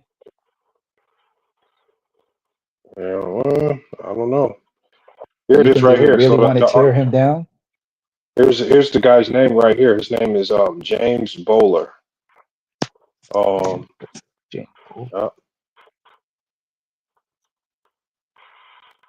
What was because wasn't Jordan also involved in that GameStop thing too? I don't know nothing about that. Yeah. See, so it says right here. It says when basketball fans were introduced to Esquinas, they had already met James Slim Bowler, a golf hustler who was a drug dealer. In December 1991. It says the Fed seized a $60,000 check from Jordan to Bowler, which the two first because what happened was when Jordan went into court, when the police first asked Jordan about this check, Jordan first got nervous and said it was a loan. It says right here it wasn't until later, as a witness in the federal case, that he would eventually get Bowler locked up on a 9-year sentence when Jordan admitted that he was repaying a gambling debt. Right. So Jordan will always pay these guys in checks. Right. So because the checks is what cleans the money. You see what I'm saying? So if you think about it, like you would think if you hustling and if me and you are just betting on the streets, we gonna pay each other in cash. But Jordan will always pay James Bowler, this drug dealer, in checks, and the checks is what cleans the money up. Yeah, you can trace it with. Yeah, that's not a good. But the checks clean the money. You see what I'm saying? The checks is what clean the money. It's a dumb way to clean money, but it cleans the money. And it says right here. It says Dow had 3 checks from Jordan totaling $108,000 in his possession, and so there was another guy who had 3 checks from Jordan totaling $108,000 in his possession, but he was murdered in his home in 1992. Okay, can I ask you this question? This is just your opinion. You just give me. Here's what I think. Do you think that they basically extorted Jordan in the sense that when he got caught up in this, if he didn't go along with it, people are going to end up missing. They kind of came with him with that kind of narrative, like, hey, Well, we know. If he didn't go along with it, so the guy that Jordan had a track record of this, and this was shown with his best friend Richard Esquinas. When he got down huge sums of money, he just say screw you. He wouldn't even want to pay it. So I think what happened was he got down to this golf hustler a whole bunch of money and then tried to say screw it, I'm not paying you. And then they sent a message. And their message was, because obviously you're not going to do nothing to Jordan. That's the cash cow. But if you do something close to his family, well, that's gonna make you do something. So, I mean, it's do you just think very that was involved odd. with his dad? So you think the Well, I dad mean, was a message?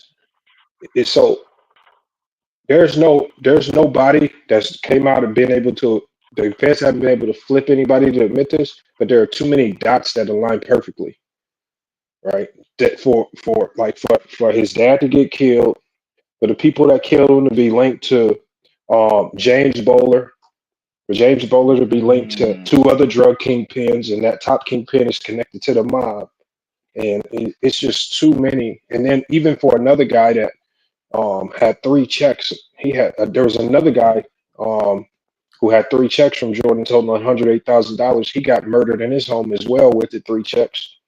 It's Wow, that's just sad, man. That's sad. That's super sad, man. To you have know, to, yeah. if this would have happened in today, bro, the media would have investigated the Right. shit out of this, and like back then, it was so easy for the NBA to control the media and what actually got out, and so I mean, this shit got buried. But when you look into this, it's scary. It's scary, man. Jordan was in It's sad. some. He was in bed with some crazy people. Yeah, but here's the thing, though. Can you imagine the thought of having to know that part of what you did is what maybe led or contributed to the death of your father, allegedly, allegedly. That's a thing that would haunt me for the rest of my life, man. I'm just being honest. I just think that if you're thinking about Jordan's dad was in a small town, very, very low crime, right? And those two guys that killed Jordan's dad, they were low level criminals. Like they stole and they tried to pull off little robberies. Like it wasn't even in their MO to go kill. And so the fact that these two guys all of a sudden just randomly decided, oh, this is we're gonna target a guy sleeping in his car, and we're not just gonna rob him because here's the funny thing about it. They had just committed another robbery the day before, but they let that guy go. They didn't have to kill him. They just stole his stuff and they so all of a sudden they get to Jordan's dad, a guy that's unarmed and old, and all of a sudden they say, oh, we have to kill you and rob you. That's a serious message that they were sending. That was a serious message they were sending. Yeah. Go look up their track record. They don't. When you're a robber like that, you don't just flip the switch one day and say, "Oh, we're going to kill now." If you're just going to be a low level robber, you're just always going to be a low level robber. Right. And I couldn't live with myself if something like that. I did something like that to my dad, man.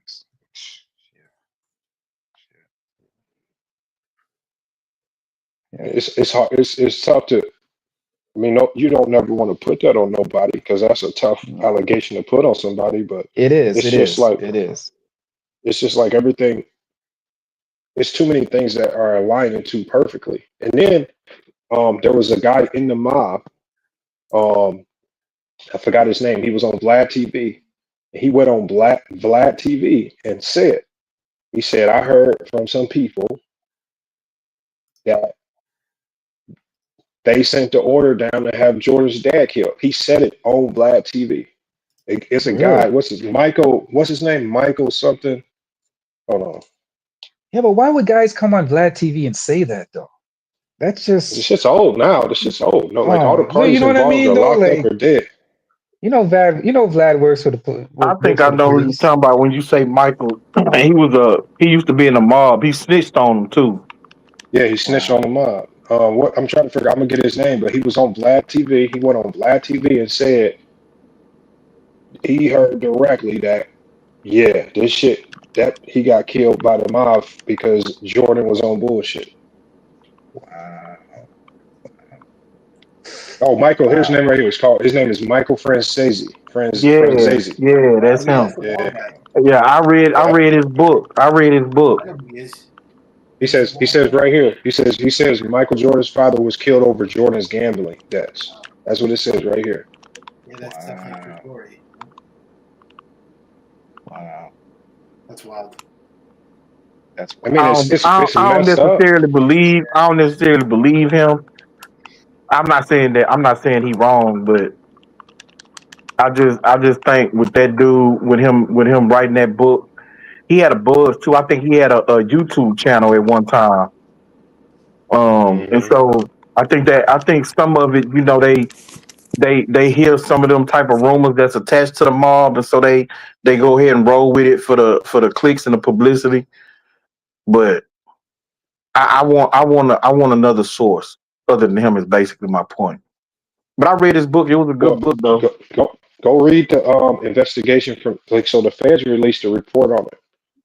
And the feds were basically saying, we have so much circumstantial evidence that points towards this Jordan's dad getting killed because of gambling debts. But for that case, because it was obviously going to go to trial, they had to flip those two dudes. But those two dudes would not flip. They would not flip.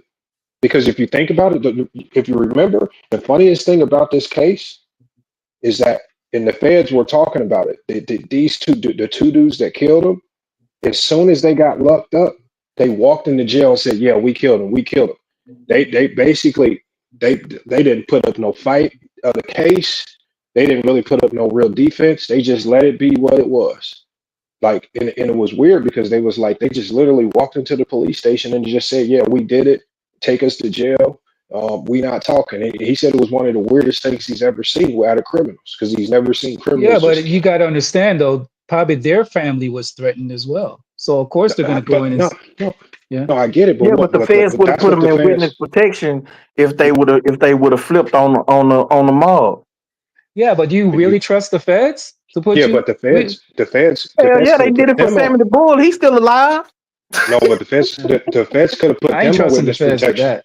Go ahead. But as the mob showed you, they were all of these gang members I'm talking about. They were all in the heart of North Carolina, right by this dude's family. They had already killed Jordan dad. What's stopping them from killing all their family? They ain't gonna hesitate. They ain't not worried about themselves. They worried about their whole family's getting wiped out. Right. So Well, I ain't taking that why I chance. say the feds would have put their families up in witness protection if they was gonna flip on the mob. We've seen in real life in too many movies, man. If anybody can get touched. Movies ain't real Doesn't matter life. where you at. Huh? I say movies ain't real life. The dude Michael, No, I said Michael real life. I Francesi, said whatever his real name life is, and movies. he flipped on the mob. They put him in witness protection. He's still alive. Sammy the Bull flipped on the mob. They put him in witness protection. He's still alive. It's definitely true. So I mean, that's how the mob basically got dismantled, is by their own dudes flipping on them, going in witness protection. They get 5 years or whatever in prison. For Sammy the Bull killed I don't know how many people, and that dude did like 10 years and got out of prison, and he is now free. Oh, and it says right here. Here's another thing that it says right here. Your mic is low. Whoever is in the back, your mic is low. I can't hear. What you saying? No. Here's another thing. What happened to the mob though? He's got. Oh, TJ, your mic is low. Your mic is low. Hold up.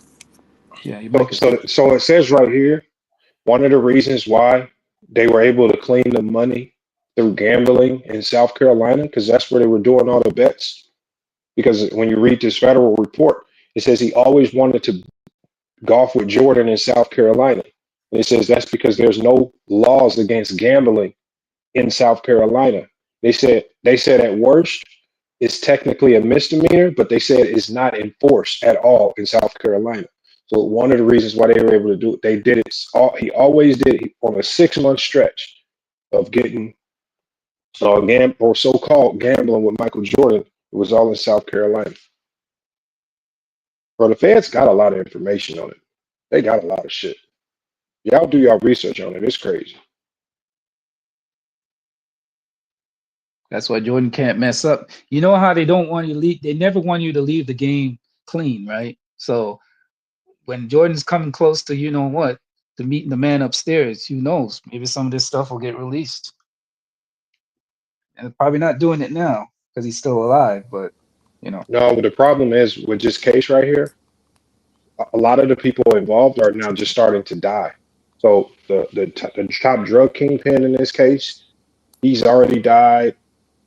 James Bowler is old, super old now. He actually got released. He did an interview on Vlad TV as well, but he's old now. And so like all of the people involved now are just getting aged out. And it's just hard to, now it's even getting hard to get in touch with the people that actually know about this situation. it's funny when these guys are on their deathbed, that's when they start admitting stuff. Look at the one that admitted about Bob Marley, that the CIA was the one that killed Bob Marley. He was saying it on his deathbed. His time was up, and he said, man, I got to get this off my chest before I go. So you never know, man. Yeah, go ahead. Now I can hear you better. Go ahead. Yeah, I was gonna say about the mob because someone was saying that the witnesses are snitches. What took down the mob, but that wasn't what it was. It was a RICO charge what took down the mob. Yeah, it Basically, was a RICO. the Yep. mob was running circles around all these lawyers, all these Yep. police. They're killing with the Constitution, and they had to Yep. create a whole new charge just to screw over the mob. Yep. That And is that's facts right that's what there. happened. Yep. So That is that is what's happening 100% with P fact. Diddy? Is that what's happening to P Diddy right now? Yeah, Yes. They're gonna try to do it. Because You know. that what they do is just like they did. So what happens is when they want to railroad you, but they know a lot of the evidence that they have is shaky, they just throw in the RICO charge. So if you screw it up, you look really bad. But if you do it right, like the actual feds, then you're gonna have almost a surefire case because you just have to prove the enterprise. Yeah. Right? The RICO. So the thing is, the mob obviously with so much money getting laundered, it was easy for them to prove the enterprise. But the problem with Young Thug and them in Atlanta, everybody just committing crimes on their own. There was no proof of no enterprise. Yeah, some of these dudes are criminals, but it's just dude over here doing a random crime on his own. It ain't part of no big enterprise. They just a whole bunch of knuckleheads that hang out together. And so, yeah, that's how they took down the mob with the RICO. Yeah, that's a And fact. and to anybody who cares about law and order, just the RICO charge is almost ridiculous charges in the history of law. Yeah. Like, it's so stupid. Like basically, you can be at, let's say you're a young dude, you're at a party, and some dude throws up a sign, so you throw it up with him because you think you're cool. They can hit you with a murder charge for that just because you threw up that one sign. They could be like, you know what, he's Yeah. in this gang, have this first degree murder charge. Like the stuff Yeah, they can do with That Rico RICO charge is is a bitch. nuts. Hey. But you see what they're playing with now. Like so now, because just like they used the RICO and manipulated the RICO, it's a new charge now that they're trying to manipulate to screw people over, and that's sex trafficking. Mann Act. So it's The Mann Act. so now if you have a track record of flying girls out, if you are a celebrity, if they really want to come get you, they can come get you for sex trafficking if they can document all the times you flew IG models out just to mess with them. Oh, And it's just like brother, that's old news. You cross a state line, oh, they have you ASAP. That's old news. They've bro, been using nasty. No, yeah, but I'm saying it's just like it's funny how when they pick and choose to use it, and it's just like with that like I'm listening to this Cassie case, and I'm thinking, okay, Diddy was doing a whole bunch of crazy stuff, but how they gonna prove that this is trafficking? Because it's just like, are y'all just trying to get the jury to believe he's so bad that we just have to make him guilty of something? Because I don't see how you get sex trafficking out of all of this. Yeah, but the prosecution, let's be honest, the prosecution is playing nasty because this is a case about trafficking, but they've already turned it into a domestic case. That whole incident with him, you know what I mean? That whole incident with him in the hotel, that happened like 15, 20 years ago. They got demolished today when the defense started crossing Cassie. Oh my God. Bro, Well, they got her. Bro, it's over with, bro. This Today is my might have opinion. cost them the whole case. Here's my opinion, FYI. I think they offered, because she's involved in it, right? So I think they offered her a deal to testify against him. That's why she's forced to do it. I don't think she really wants to do it. I think they said, hey, we know that you're involved in this. We know that you're involved in this because we see the tapes, right? So here's what we can do for you. You testify against him and we'll cut you a deal. And I think that's what's going on right now. Yeah, but if you offer, just like in the Young Thug case, if you offer a deal like that, you have to let the defense know. So if she had a deal like that on the table that gave her immunity, then it would be public news. Even in the Tory Lanez case, the Kelsey girl, she got immunity to testify. Like, so it's public news when you get immunity. So they can't just give her immunity in the shadows and nobody knows. We would know. So she is not getting caught. They're not putting nothing over her head. She You is don't up think there. you're giving her immunity? No, because it would be public news. No, but can't they do it behind closed doors? It doesn't always have to be public, right? When you give somebody immunity, the judge needs to know, the defense needs to know, everybody involved needs to know. You cannot hide it. Well, she better be careful then. If she didn't get immunity, then that's not good, because what they can do now is they can flip on her. No, but that's Yeah, the well, problem. that's the Can thing. they do Yeah, that? that's the thing. So she had to get immunity in order to agree to testify. The only thing is she gotta tell everything 100% true. If she lie about anything, then she loses the immunity. But she don't have immunity. She didn't. She Are you sure didn't. about that? Yes. We would have Well, known already. it should come out on cross examination where they ask her if she got a deal. They already cross-examined her today, and they Okay, yeah, destroyed her. well, Did they ask her that Hold on. question? Bro, and today in court, they didn't have to because she doesn't have immunity. But literally in court today, she literally spent 8 hours basically saying that she was the one that initiated the freak offs. She was the one that set them up. She was the one that wanted to do them. Damn. Like, if y'all, I want y'all to go do the research on what she had to admit in court today, because they went and they didn't know that Diddy kept all his old phones. It was Brian Steele, young Thug's lawyer, was in there basically with Diddy's old phone saying, okay, on this day you text Diddy and said, I want your BBC. And there was another day where she said to Diddy, when we gonna set up the next freak off? I want another freak off. Like she was the one engaging Diddy, saying, when we gonna do this again? When we gonna set this up again? Of course, they had their own domestic problems and stuff. But when you talk about the freak offs, she literally admitted today that she was the one that set them up. She was That's the one not that good was for in the it. prosecution, Bro, man. That's a big hole. hold on. There was Diddy is such a freak. This gonna sound nasty as hell.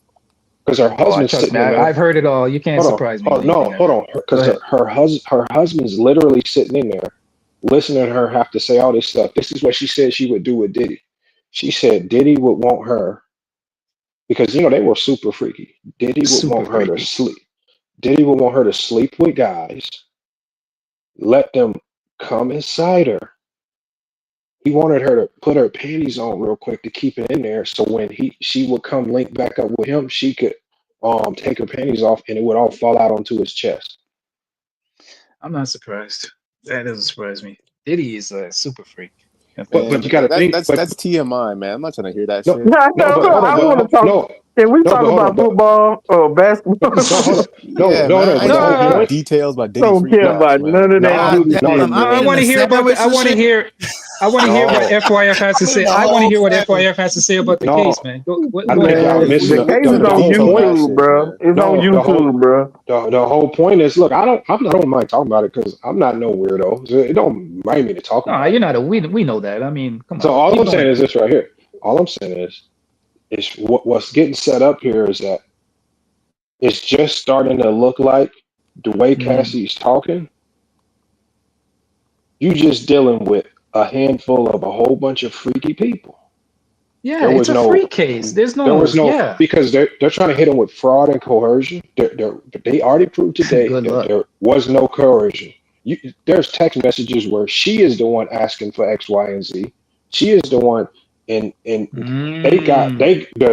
prosecution got railroaded when the defense came with those old phones. And when they came with those old phones, the defense had to say, "Hold on, we haven't seen these texts yet. Can we take a break to read the text?" And they was like, "Yeah, take all the time you need." And they read the text. And that's not good. Yeah, that's not good. Bro, that is not good for them. Prosecution just took a hit. But it should have got thrown out if they introducing evidence that the defense didn't have. Well, that's the other way around. Nah, it goes both ways. If the prosecution introduced evidence that the defense did not receive, that should be thrown out. It was admitted in that. So here's what happens in cases like this. Both sides admit thousands of things as evidence. Right. So sometimes the prosecution will do this and the defense will do this. They'll admit so much evidence in that they know you can't go through it all.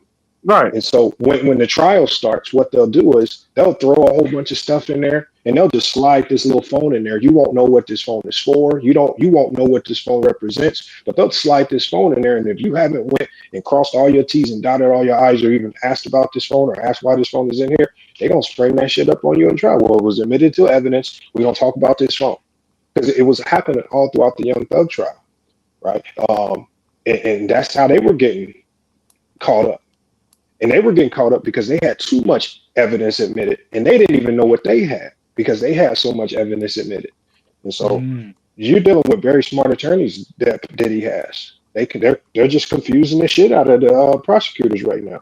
So is this basically a situation where we're going to throw everything at the wall and see what sticks? Is this what the prosecution is basically doing? All the prosecution right now is hoping they're hoping right now to paint Diddy out to be a sexual monster, and to maybe get the jurors to think, well, he was such a deviant that we just have to say he's guilty on something, even if it doesn't meet the standard for the crimes, because go ahead. They're not proving a case. They're not proving a case with the crimes they charged him with. So don't they have drug charges on him too? Diddy a cop to the drug charges. Diddy ain't worried about the drug charges. No, I could be wrong because I don't pay attention closely to that case. But I don't don't they know have drug charges? They might, but you see that if you listen to the opening statements, Diddy's attorney said, "Look, Diddy ain't a good dude. Diddy do drugs. He do opiates. He was addicted to opiates." They basically just came out and said, "Look, we know he's an asshole, right? But these charges that they got, they ain't got no evidence to prove these charges." They said in the opening statements that the prosecutors are going to talk about how much of an asshole he is. They're going to call him a domestic abuser. They said, yeah, he is a domestic abuser. They called him on camera.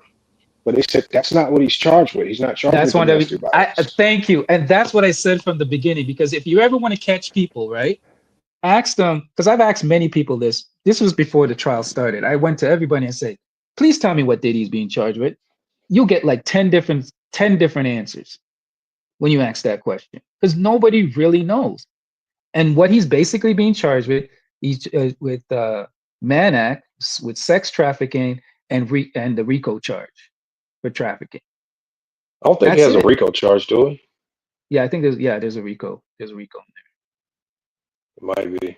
I don't think there's a RICO. But the basic thing is the sex trafficking. That's the number one thing that he's being charged with. But I'm saying when they're showing the domestic thing, that has nothing to do with what he's being charged with. So that's why I was saying that the prosecution is being nasty in the fact that they're introducing that to muddy the waters, to make the jury, to paint a picture in the jury that, oh my gosh, this guy's you know what I mean? But it had nothing to do with what he's being charged with. So if his defense can prove here's his charge right here. It says he's charged with racketeering, yes. Yeah, it's racketeering, sex trafficking, and engaging in prostitution. Oh, okay. And so it's just like the sex trafficking. So this in the elements of sex trafficking, they have to prove that Diddy tricked the women into flying in. Yeah, or they were forced or beat up and flew in under force or something. So, but the problem was with Cassie. Cassie got on the stand today and basically admitted that none of it was forced. He said, I set it up. I would get the dudes, because a lot of the people that came in people they were flying in were dudes for her, because she said Diddy had a fetish of watching her with other dudes. It was weird. They got some weird stuff going on. Dude's a weirdo. It was weird. And imagine being her. Yeah, but being a weirdo is not illegal, though. That's what people got to understand. Being a weirdo is not illegal. But go ahead. Hold on. Let me tell y'all where they might catch him, though. They might hit him with the Andrew Tate. And the Andrew Tate means that they can bend the laws, basically, and they can say that she was under the influence of him while he was doing that. Therefore, she's not even responsible for herself. So she comes forward now and says, hey, no, this was me. This is what I did. It won't matter, because they'll say, oh, back then he was brainwashing her. That's literally but hold on. I'm going to tell you. Hold on. Check this out. I'm glad you said that, because they was already on top of that. This is how they addressed that element. They said, who did you date before you dated Diddy? And his name was like Kevin something. It was a guy that was like 15 years older than her. She was like 17, 18, dating an older guy. So what they're painting a picture of is she already has some type of fetish for dating older guys, right? And then on top of that, when you look at her frame of mind, when you look at the text messages, it's her initiating this stuff for Diddy. It's not Diddy basically saying, "Hey, baby, do you want to do this? Do you want to do this? Do you want?" It's her texting him saying, "Oh, I want to do this tonight. I want to do the freak off tonight." So that's the problem that they're running into. It would make sense if he's the one pressuring, do this, do this, do this. But that's not what the text messages show. The text messages show the opposite. That's the problem. You can't say you're under coercion when you're the one initiating it. See, yeah, you're right. It makes sense, but they can still bend it. The same way they did Epstein and Ghislaine Maxwell, where, he recruited her, and even though she was doing heinous crimes, he was still the main guy. They can do the same thing. So they can say, he started the enterprise. Epstein was a nasty, perverted motherfucker, though. That's different. Because he really was fucking with young, underage girls. This is two consenting adults. Yeah, that's the biggest difference right there. It's two consenting people. Hey, tape is coming out. They have all they seize the tapes. They seize the planes. It's not looking good for him, man. Because remember, they have him on some blackmail stuff. Oh, Diddy. I'm not saying he's going to get convicted. Again, I'm not close to the case. He's not charged with blackmail. He's not charged with blackmail. He only has 3 charges. No, the racketeering. That's part of the blackmail. Because the conspiracy is to, steal money that way. Well, you know what I'm wondering about, FYF? Mm-hmm. Why is nobody talking about the Abercrombie and Finch dude? What he's doing? What he did? Because nobody cares about him. Yeah, but messing with underage boys? I mean, come on now. That's way worse than what did. I mean, no, it's definitely worse. But like at the end of the day, we talk about the people that are most popular to us. And so the reality is that he's not a big deal to us.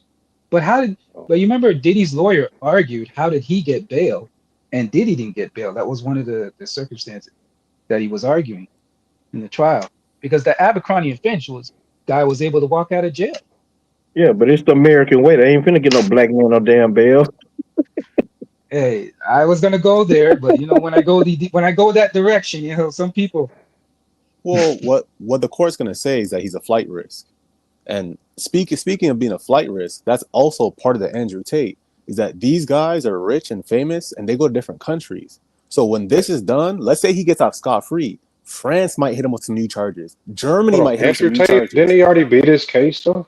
No, he's still fighting his cases because the UK came right after Romania, and then the US said, we'll get next after that too.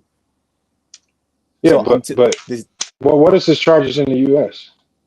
No, so he got charged. He got charged in Romania, and so basically he hadn't even beaten those charges. And halfway through that, the UK pressed charges, and then he came to the U.S. and the U.S. said they didn't press charges, but they said they'll investigate. So that's what my point is, that these rich and famous guys, when they're hopping from country to country, that's a new opportunity for these countries to press charges.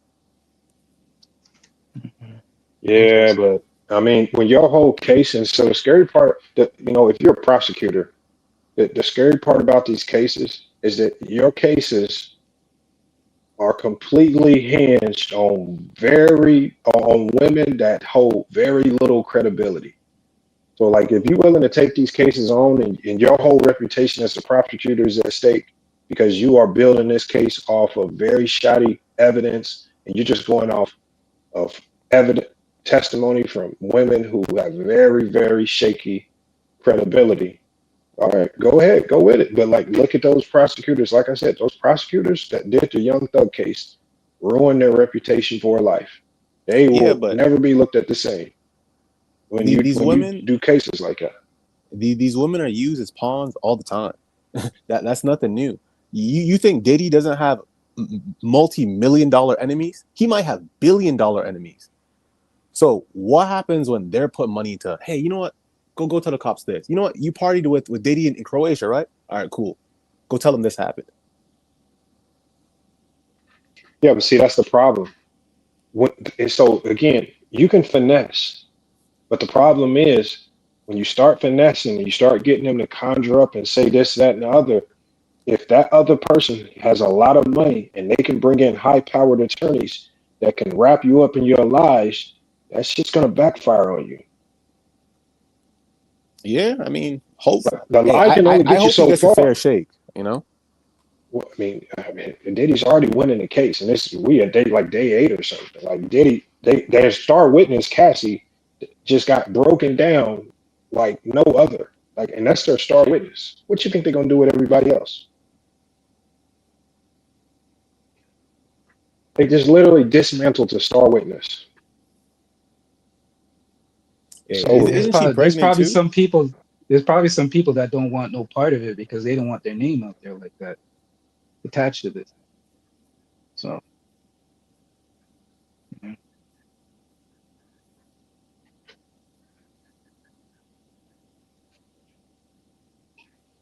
because that's the problem that they're having with the Romanian case with Andrew Tate.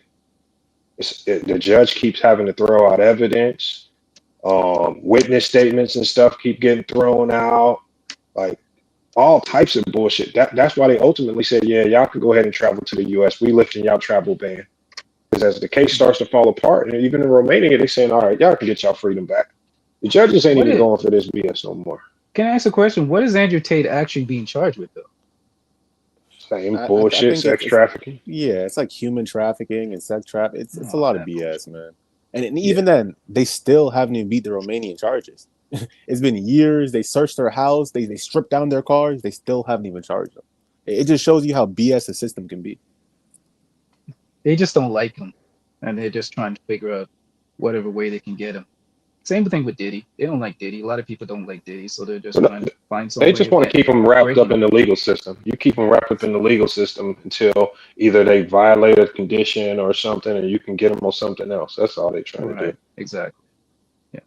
But Yeah, let's it's be bogus. honest. Diddy's not very well liked, and I get it. Being liked has nothing to do with the law, but you know, nobody's kind of really feeling sorry for him because he's kind of like crossed a lot of people. But I just look at the legal aspect. I don't care about the stuff that he's done. I just look at just strictly on the legal basis. And what they're trying to hit him with, I'm like, it's very shaky, man. Very shaky. Because you turn this into a domestic thing, and he's not being charged with any domestic charges. This just has nothing to do with it. So they're introducing stuff that kind of has nothing to do with it. So that shows me that they really don't have anything solid. Well, they have to try to prove that he somehow forced or coerced the sex trafficking, right? So that's the Right. point of them trying to do that. Yeah, they have to try to prove their case. Yeah.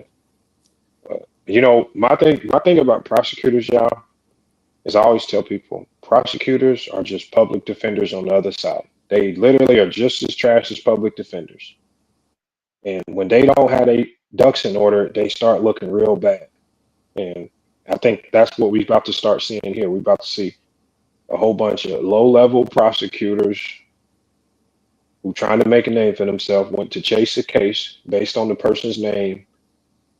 They tried to win this in the media by muddying up P. Diddy's name, and this is about to backfire on them.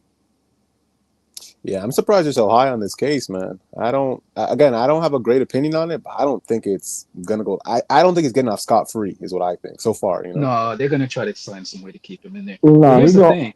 I don't know if they're Yeah, go gonna ahead. keep him in, but he's gonna end up getting found guilty on something. The difference between this and the Young Thug case is the Young Thug RICO was a state charge.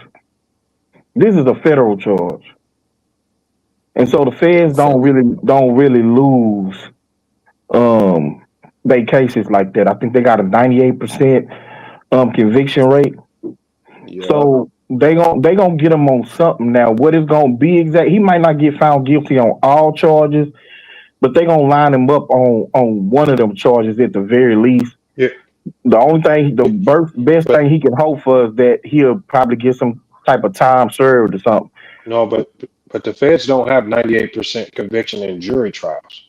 In jury trials, the feds are like 64%. When people say 98%, that's incorporating all the people that they can convince to sign plea bargains because they too broke to afford real That's true. legal assistance. That's true. That's true. Remember, Diddy has like 15 $3-4 million attorneys. I mean, these guys are getting paid millions of dollars to do one thing: make sure this man is not guilty. Now, on the other side, you got some prosecutors who probably making $60,000-$70,000 a year with bare minimum resources. Who you think got more resources to really fight this case? The federal government. No, they don't. Yes, they do. They got more than Diddy got. Because if they had a strong case, then they would not leak out so much information to try to win it in the media. Once they started leaking stuff out to the media, no, it doesn't work like that, man. They do it on purpose so they get famous while they're winning the case, and then they can use that fame to advance their careers. Yeah, but the problem is they're losing already. And it helps taint the jury pool in their favor. Yep, that too. Yeah. Yeah, but when Cassie, they literally lost the case today. Like, no, they probably lost an aspect. They probably lost an aspect of the case. But again, he's facing multiple charges. Some of those charges are gonna have to do with money and a lot of other stuff. So I ain't gonna say they completely lost the case. They got conspiracy, they got racketeering, and they got prostitution. All they need to do is show that he paid one person that he fucked. He guilty. Yeah, there's a wide net of stuff they can get him on. So it's but those charges are kind of Yeah, that's what I said. That's what I said. Yeah, that's what the worst, the best that he can hope for is that he'll get some type of time served, long-term probation, something like that. If he gets guilty on one of the lower charges, but that her testimony probably hurt one aspect of their case. It don't kill the whole case. And I think too. Has anybody ever thought about this? I have a question. Has anybody thought about this for a quick minute? How were they able to find juries?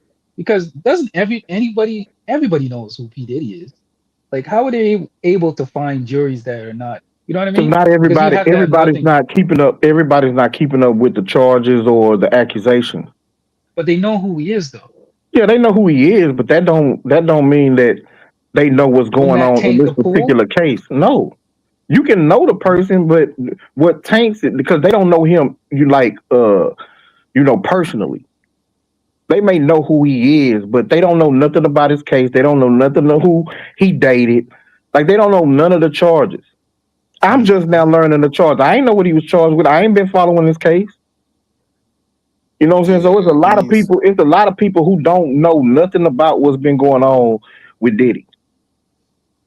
Yeah, just looking over these charges, they hit him the RICO charge and then some. So I can't imagine. But he said he wasn't hit with a RICO.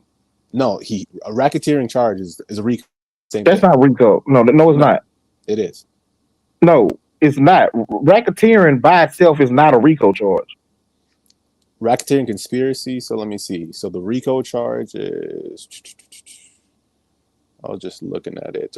Basically, the RICO charge for the RICO Act and racketeering conspiracy is the same thing. So basically, the RICO Act is Racketeer Influence and Corrupt Organizations Act. So it's the same thing. Racketeering and RICO is the same thing. No. Racketeering is a charge on its own. RICO, it means that there's an organization. There's a whole group of people involved committing crime for the betterment of the organization. That's a RICO. Racketeering on its own is not the same as RICO. No, that's what I'm saying. But for racketeering, you have to prove the same things. So you have to prove that there's people working under you in your organization. Yeah, but their star witness has already proved that she wasn't working for Diddy. She was operating and doing stuff under her own free will. Like it's only gonna. Remember, this is their star witness. First of all, they already caught the security guard that the prosecution brought up. They already broke him down, and they caught him in like 10,000 lies. That motherfucker walked out the courtroom in shame. Then they bring Cassie up. Now Cassie's already admitted this was not an organization. When they brought those text messages up, and they made sure to have a woman doing the cross. Did Diddy ask you to do this, or how were you feeling at the time? She was like, yeah, this is what I wanted to do, because she even described herself as being, at the time, she was jealous and horny. That's how she described herself to the court. She says, back then, I was jealous and horny. Wow. Yes, that's how she literally she does. She that's what she said, and it's just like when you they're killing like these elements of it being a criminal enterprise. They're killing it because this is Yeah, so they just might kill the racketeering charge altogether. it's The getting bad racketeering because charge might be dead. Here's the thing. Here's the thing. It's a racketeering charge, so it can't just be him and her. It means they must have a group of people they're doing these activities with. So no from those because other people, they can give them some charges. yeah, because the people that they're using are people like the security guards, right? Because they're trying to say that Diddy has security guards, and the security guards were part of the organization as far as bringing people in. But the problem with that is the security guard, the first security guard that the prosecution brought up, he was participating in the things himself. He running around recording videos, taking them home to his wife. They got him caught up in so many lies. Now he just looked like a liar to the jury. Yeah, but they can still all get caught guilty with the RICO charge, though. That's the problem. It's even if he's not. Hold up. Even if he's not forcing her, even if she's voluntarily doing all this stuff, they're still running an illegal enterprise together, so they can still hit him with a RICO charge. No, because it's a difference between y'all doing these things, but then doing it under a criminal enterprise and making money and funneling. No, there is no money connected to this. There is no transactions. There are no special people being hired for this. This is just all a whole bunch of random freaky people who got together and did some freaky stuff, and it's starting to come to light. Yeah, but the feds disagree. That's why they gave him the racketeering charge. Of course, the feds gonna disagree because their whole angle is we gonna try to build a name off of sending Puffy to prison. Of course, they're gonna try to paint it in a different light. They're trying. All they've done is ruin Cassie's reputation. She had to get up on that stand in front of her husband. He's sitting there having to listen to all of these stories about how she the biggest bust down in the United States of America.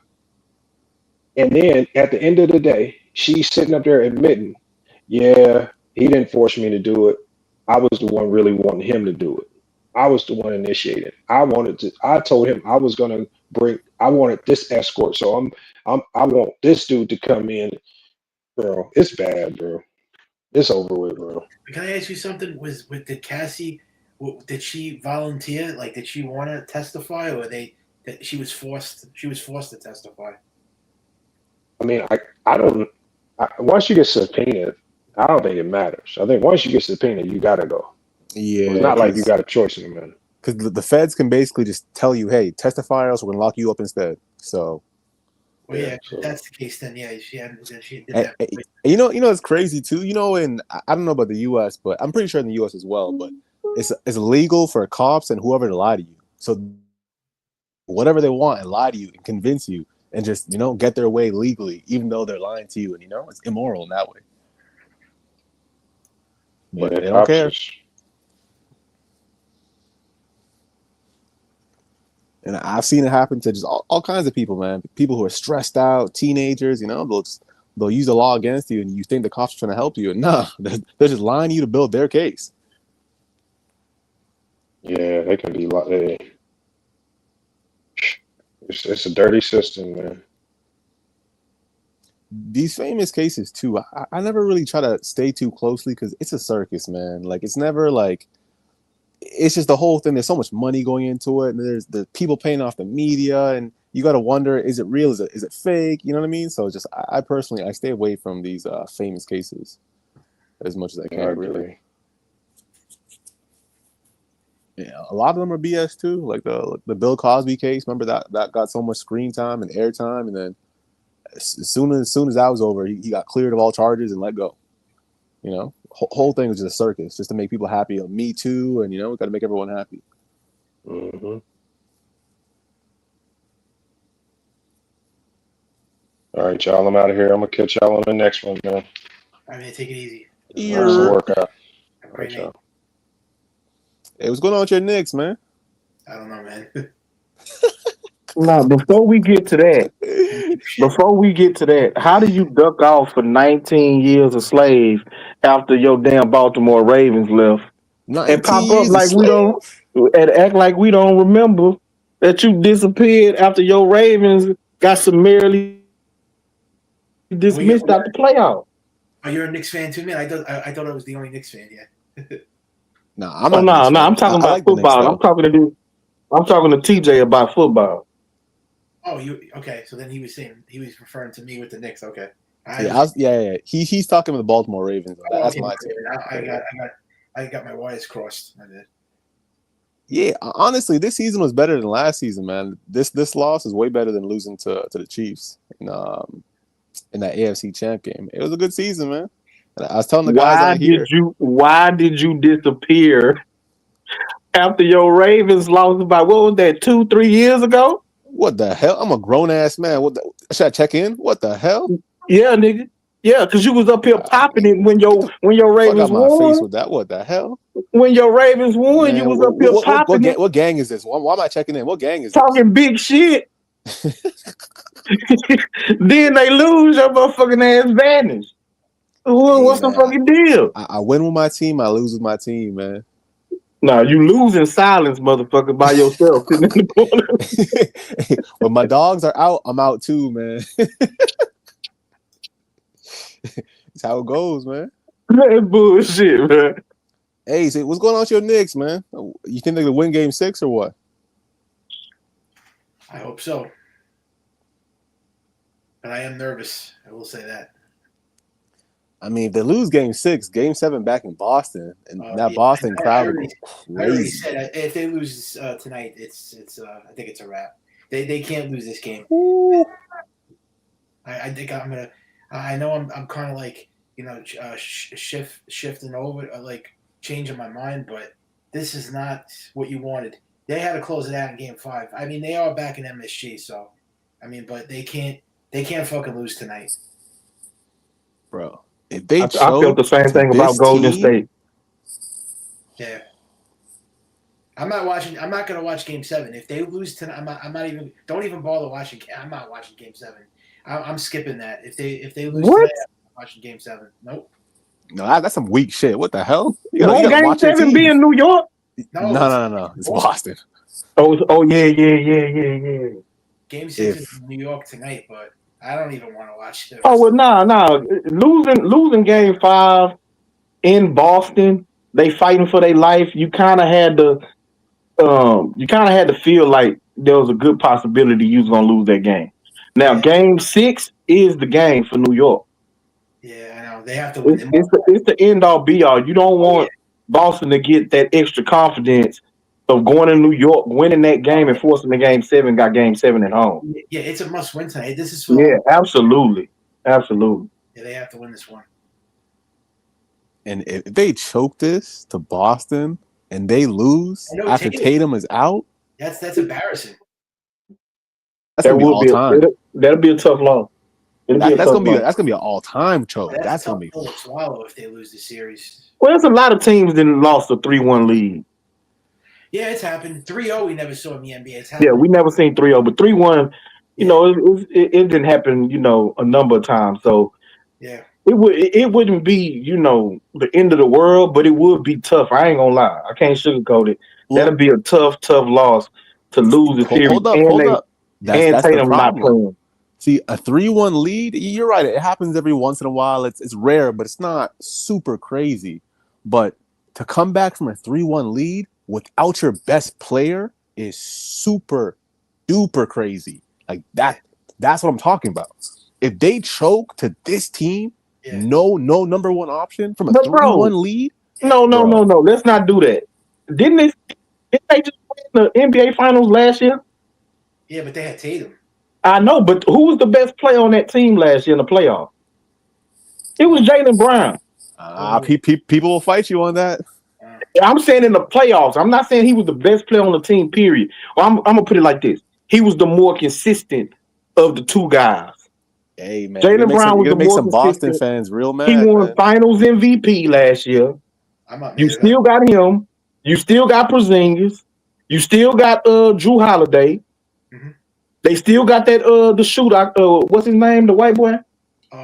Pritchard. Yeah, they still got that team is still mostly intact. Yeah. So, like again, it wouldn't be the end of the world, but it'll be a tough loss because Tatum isn't there, and you do have a 3-1 lead, you need to be able to close this series out, especially in New York. Game 6, you got to get this game. Oh yeah, absolutely. This is for all the marbles. Yes, no question. You do Listen, not want to go back to Boston and they didn't win 2 in a row and they feeling good about themselves. And it just can't be Jalen Brunson tonight. They have to win as a collective team. You can't just rely on one guy. Because that's the problem. They rely too much on Brunson, and that's not good. Yeah, Cat got to show up. Yeah. And Anunoby. Bodega Cat. Yep. That's my dog. Oh yeah, Cat has to show up big time. He got to show up. He hasn't done anything yet. I mean, I'm waiting for like a big 35 point game. Nothing. I mean, this is what he did with Minnesota. I was just gonna say that. And I know New York fans got to be looking at Jalen. I'm not Jalen. Julius Randle with the side eye. Like, dude, where was these performances when you was in New York? I know, right? Yeah, he's doing great now, Randall. With right, he been balling. I know. I think he has like 3 triple doubles. Yeah, dude, I think he was averaging like 27, 28 points a game versus Golden State. That's crazy. In that series. Why couldn't he do that with? And he's healthy. That's what I'm saying. New Yorkers is looking at him like, what the fuck is up with you, bro? Yeah. Because your ass was disappearing. You goddamn me Houdini when you was over here and the playoffs came around. Now you in Minnesota balling out, looking like goddamn me the second coming of prime Charles Barkley or some shit. And I was gonna say too, he was hurt the last 2 playoffs. He was out the last 2 years, Randall, in the playoffs. So that's crazy. Yeah, he definitely balling now. I mean, he balling, fool. He didn't save Ant-Man ass. Yeah. Ant-Man, was kind of struggling early on in that Golden State series. Julius Randle been the most consistent player for that team for the playoffs. He has been. And wait, hold up. We gotta stop these Knicks fans disrespecting the Pacers. Boy, they will whoop y'all ass. I hope y'all know that. I don't even think they're gonna win that series. They're in the conference finals already. What do you mean? No, I said the Knicks. I said I don't even think they're gonna. Oh, you don't believe in your own team? I do, but look at the history. They're 1-5 against the Pacers in the playoffs. That's not good. Well, I mean, at least you have a healthy respect. Yeah, Reggie a lot Miller. of Knicks fans talk crazy about the Pacers. Reggie Miller used to give it to the Knicks, boy. Yeah, I mean, I want to be confident, but I mean, if we get to Eastern Conference Finals, we're right there. But at the end of the day, you're looking at a team that owns them. I mean, since the Reggie Miller days. Yep. And after him, then it was Jermaine O'Neal and Ron Artest. Yep. And also, don't forget Paul George. Paul George is, Roy Hibbert. Yep. And this Indiana squad is one of the better ones too. They had a squad, the Pacers. I can't believe they won a championship. They got a deep team. They could this year. They got I underrated Indiana. I ain't gonna lie. They got the best guard play in the league right now. Yeah. Tyrese Haliburton, that guy's Halliburton, Nembhard, T.J. McConnell. They got some dogs, man. Yeah. That's just their guards. That's not even Miles Turner. They got Obi on the bench. They got Pascal, who's all NBA. They got a squad, man. Yeah. They got a team. And they got a good coach. And they got a good home court. Like they're gonna be a tough team to beat, man. They're great at home. The Knicks aren't great at home. That's the problem, and that's what worries me. The Knicks coming home, they shit the bed. I don't know what it is. They can't win at home. I never seen anything like this. They were up 40 points on the Cavs at halftime. You know how nuts that is? Yeah, the Pacers. Damn.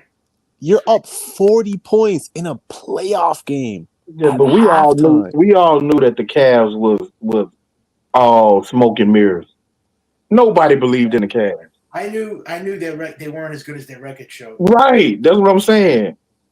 Nobody truly believed in the Cavs. I don't give a damn how good their record was. I totally agree with that, but no playoff team should be beating you by 40 points at halftime. If you run to offense and you run to defense, you're already doing enough to not lose by 40 points. Yeah. Like if you're just doing some cardio, you shouldn't lose by 40 points. Like you have to be doing like catastrophic shit to lose Well, by I mean, 40 points. hell, my Rockets then lost by 40 in the playoffs. So. At halftime, 80 points in a playoff game, bro. That's a whole 1980s full game. They're doing that at halftime. Yeah, There's games in the 2000s that probably have 80 points. They did that at halftime, bro. Yeah. Against a team that won 64 games. That's a team that knows how to close out. See, the Knicks, they're not good closers. Cleveland, Indiana closed out. Minnesota closed out. Knicks don't know how to close. They just don't. They don't step on a team. They don't step on the team's throat. When you're up 3-1, you have to like seal the deal. You can't like let a team like get life. I mean, that's just the moral of the story. They don't have the killer instinct. Well, you're gonna find out tonight, man. This is the game I feel like the Knicks gotta win. Oh, it's a must win, yeah. Yeah, you can give them some grace for losing Game 5 against Boston in Boston. You can give them some grace for that. Yeah. Because I mean, I knew they were gonna play hard. So Jaylen Brown had like 27 and 14 assists or some shit. Mhm. Like he had a crazy good game, and Derek White couldn't miss from the three. He never misses. So I mean, they play their ass off. I don't know that they can have a repeat performance like that. Probably not. But see, the problem with the Knicks is getting down. They're always down by 20. They can't be down by 20 again. I mean, this will be That's true. They gotta have the crowd involved throughout this game. It has to be close. Yeah, close game. Yeah. You got to give Brunson a chance in the fourth quarter. Do you know when they beat Detroit? You know that series went 6 games. The game they won, the clinching game, it went down to the wire. They won by I think 2 points that game. that game I thought it was going to be a blowout. It turns out the game was they won it by 1 or 2 points. The Knicks. That's crazy. Well, yeah, that's why I say the Knicks have low key mostly won close games. Yeah, People haven't really noticed that. That could have easily won 7 games. That series with Detroit. And meanwhile, their losses, they're getting blown out in their losses. So it's concerning to think about. They gotta keep it close so that Brunson can take over in the fourth quarter. Yeah, Brunson has to be the closer. Yeah. And they gotta have the game close so that he can be effective. If they losing by double digits, then that kind of takes it away because the defense is solid, but it's not smothering where they can feel like they can go 4, 5, 6 possessions and hold team scoreless. Yeah, I mean they're already saying Knicks fans trade Towns for Giannis next season. They want Towns gone. Like they want him out. That's crazy. They're saying get him out, and trade for Giannis. Yeah, they gave up on Towns. Man, they just got Bodega Cat. Man, that's crazy. Yeah. They gonna disrespect Big Bodega like that. Yeah, that's crazy, man. They said he's soft. Well, he is kind of. He's definitely soft. He's soft. Definitely soft. And look, when that trade was made, it was people telling me I was crazy because I said, you know what? I think that is an even trade for Minnesota. Yeah. People look at Cat's numbers. I'm like, yeah, he's a better 3-point shooter, but Randall is more rugged. He's more of a post player. You can throw it down to him. He can get you buckets. Mm-hmm. And I think he's slightly better defensively. People thought I was crazy. And it turns out that Julius Randle, looking at it right now, he's been a better fit for Minnesota. Or he's providing more for Minnesota than what Cat is for New York. Yeah, he's way better defensively. He's not even close. Yeah, well, I ain't gonna lie. I didn't watch him as closely when he was in New York. I paid more attention to him this year. So I'm just going by when that trade was made. I'm thinking that I thought he was slightly better than Cat defensively. But yeah, I agree. He's much better. Listen, Cat he's a terrible defender. Like it's actually terrible. Like Jokic is a much better defender than Cat. Think about that. A much better defender. But in terms of like offense, I thought Cat was the better scorer than Randall. Even then, no, not really. They're about the same. They're close, Randall's a better driver, Cat's a better shooter, but Randall's a better playmaker. So if you think about the entire offense, if you think about the entire offense, Randall's probably a better scorer. Like he's not a scorer, but he's a better offensive player because he's a way better playmaker than Cat. Yeah. And this is, and bro, I like Cat as a personality, but if I was truly a Knicks fan and I had to cheer for him, oh my God, I'd hate it, bro. Oh, bro, guys like that who just like no defensive awareness, don't use their length, don't use their size. Oh my gosh, I would hate to cheer for a dude like that, bro. And also, he can't stay on the court. He's always hurt. Yeah. Just watching, they're doing back cuts. He doesn't notice it. Just slow to react. He just, I would just hate to root for a dude like that, dude. But Sounds like Anthony Davis. hey, man. At least no, Anthony Davis, he's soft, but at least again, he's an elite defender, right? So he's not, he won't have defensive lapses, or he just doesn't see anybody, or he's not in the right spot. Like, bro, I've seen the Knicks push Cat like 2-3 times this series. Like his own teammates pushing him, like, yo, bro, you're in the wrong spot. Go help out. Go get to the shooter. Like he's just, bro, all around a bad defender. Yeah, and also AD has a championship, so give him that. He's got a ring. So, I mean, Karl Anthony Towns doesn't want anything, so I have to give it to AD. I mean, even though he gets hurt a lot too, but when he's healthy, he's a great player, Anthony Davis. Oh yeah, no question. When he healthy, you can't depend on him to stay healthy. How many games did Cat play this year? I thought he played like most of the games. No. Yeah, he was relatively healthy. I think he stayed healthy for most of the season. I think he played for. I have to look that up actually. Because AD, that's like a disrespectful thing. Because AD is a different kind of, unhealthy. Like that guy's a 40 game a year kind of guy. Mm-hmm. If you're calling Cat an AD guy, you're disrespecting Cat a little bit. Okay, he played 72 games. Bro, you're a Knicks fan? You can come on, bro. AD played like 40 games. You can't be comparing a guy who played 70. Nah, he played more than 40 this year. How much he played? 50? How much he played? He played like 65, I think. AD, hold up. AD did not play 65 games. Hold up. No, he did. You want to tell him about AD? Or I told you Towns played 72 games. So. I'm looking at how much games AD played, because you said 65. He played 51 games. Get the hell out of here, man. He played 51? Yeah, man. He missed 30 games, no, bro. Is that both? Is that no? Because they separated it. Yes, he played 40. He played 42 games for the Lakers and 9 games for the Dallas Mavericks, bro. He's ass, man. 50 games. How many played last year? He played. So he played 51 this year, 76 last year. Okay. Hold up. So let's keep going. I'm not defending. I'm not defending Anthony Davis, bro. So you don't want to talk about 56 games in 2023, 40 games in 2022, 36 games in 2021, bro. He's whatless, man. He doesn't play. But I was looking at Karl Anthony Towns in the beginning of his career with Minnesota. He stayed healthy a lot, and then I don't know what happened. It's just like he bottomed out, and he's starting to get hurt a lot. The big thing for Minnesota is they didn't want to pay him. That's why they sent him over to you guys. Really. Mm-hmm. Yeah, he does get hurt a lot. AD. He was healthy for like 2 or 3 years here, but then the rest of his playing is like meh. It's tough, man. It's some people are just soft and their body, I can't blame a guy if he's getting hurt, Obviously his diet and his maintenance comes into it, but maybe he's just a brittle guy, Yep. Hey, how do you guys feel about Zion? You think he's a good asset or what?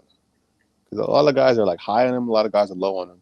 I mean, he's never healthy. That's the problem. He's not a good asset. I mean, yeah.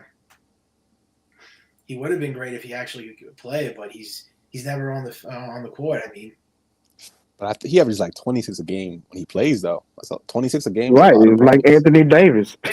Anthony Davis is about 25 when he plays. Remember when he played in that game in Dallas? And, oh my God, he's so amazing for a half. Until he gets hurt, like, bro. That guy'd be the worst, man. Oh my, he was so nice until he played that full half. Like, come on, bro. Yep. Let me see. I'm looking at the Zion shit. He played 30 games, man.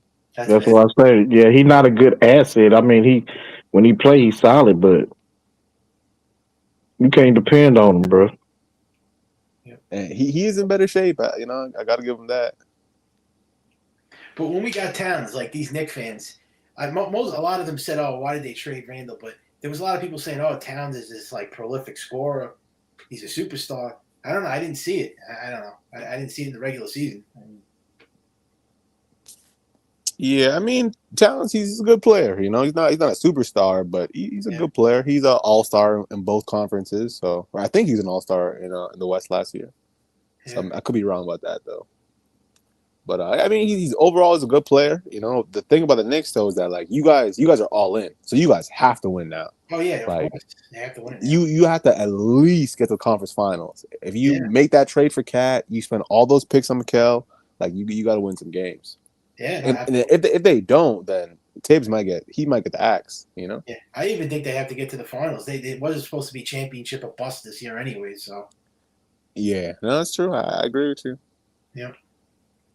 Because you know they're one of the few teams who are all in. It's, you know, they said F them picks, so you know. Yep. And I think they traded 3 number 1 picks to get Mikal Bridges. I think it was 5, bro. Oh, 5. That's it. I don't even care about picks. I mean, it's all about winning. But yeah, 5 number 1 picks. Yeah. I mean, he's playing well though. You know, bro. His mid-range game in I think it was game 4 was insane, man. He's hitting midi after midi in the clutch when the team needed him. And he's playing good defense, so, you know. Yeah, his defense is great. Solid defense.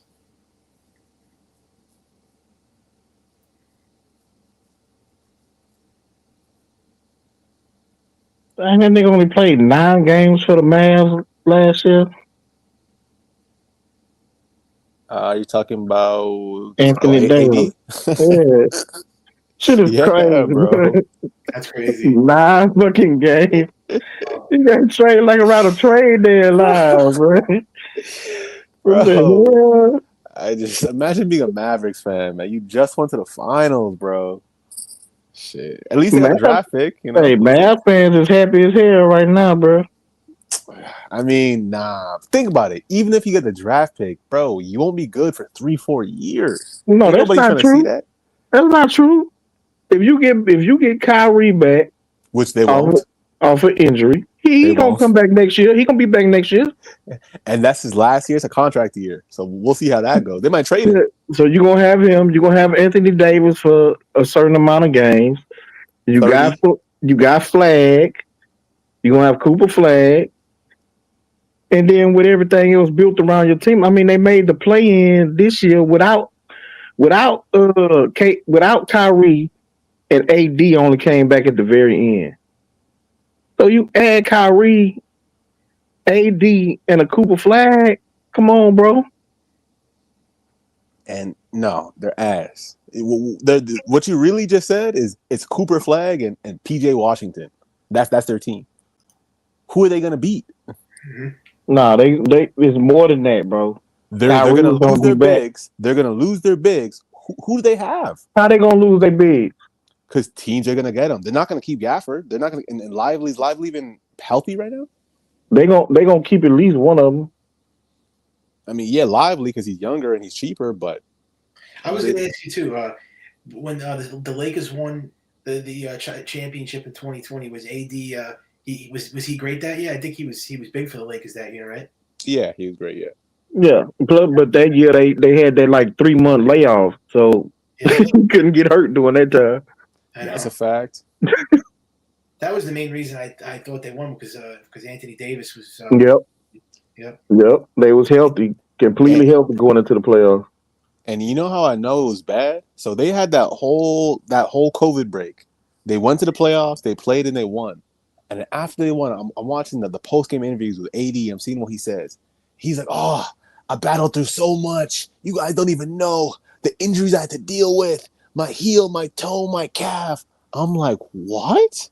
Because I'm like, yo, you just won a championship. Are you thinking the repeat? Like, what's on your mind? Bro, this guy's happy he survived.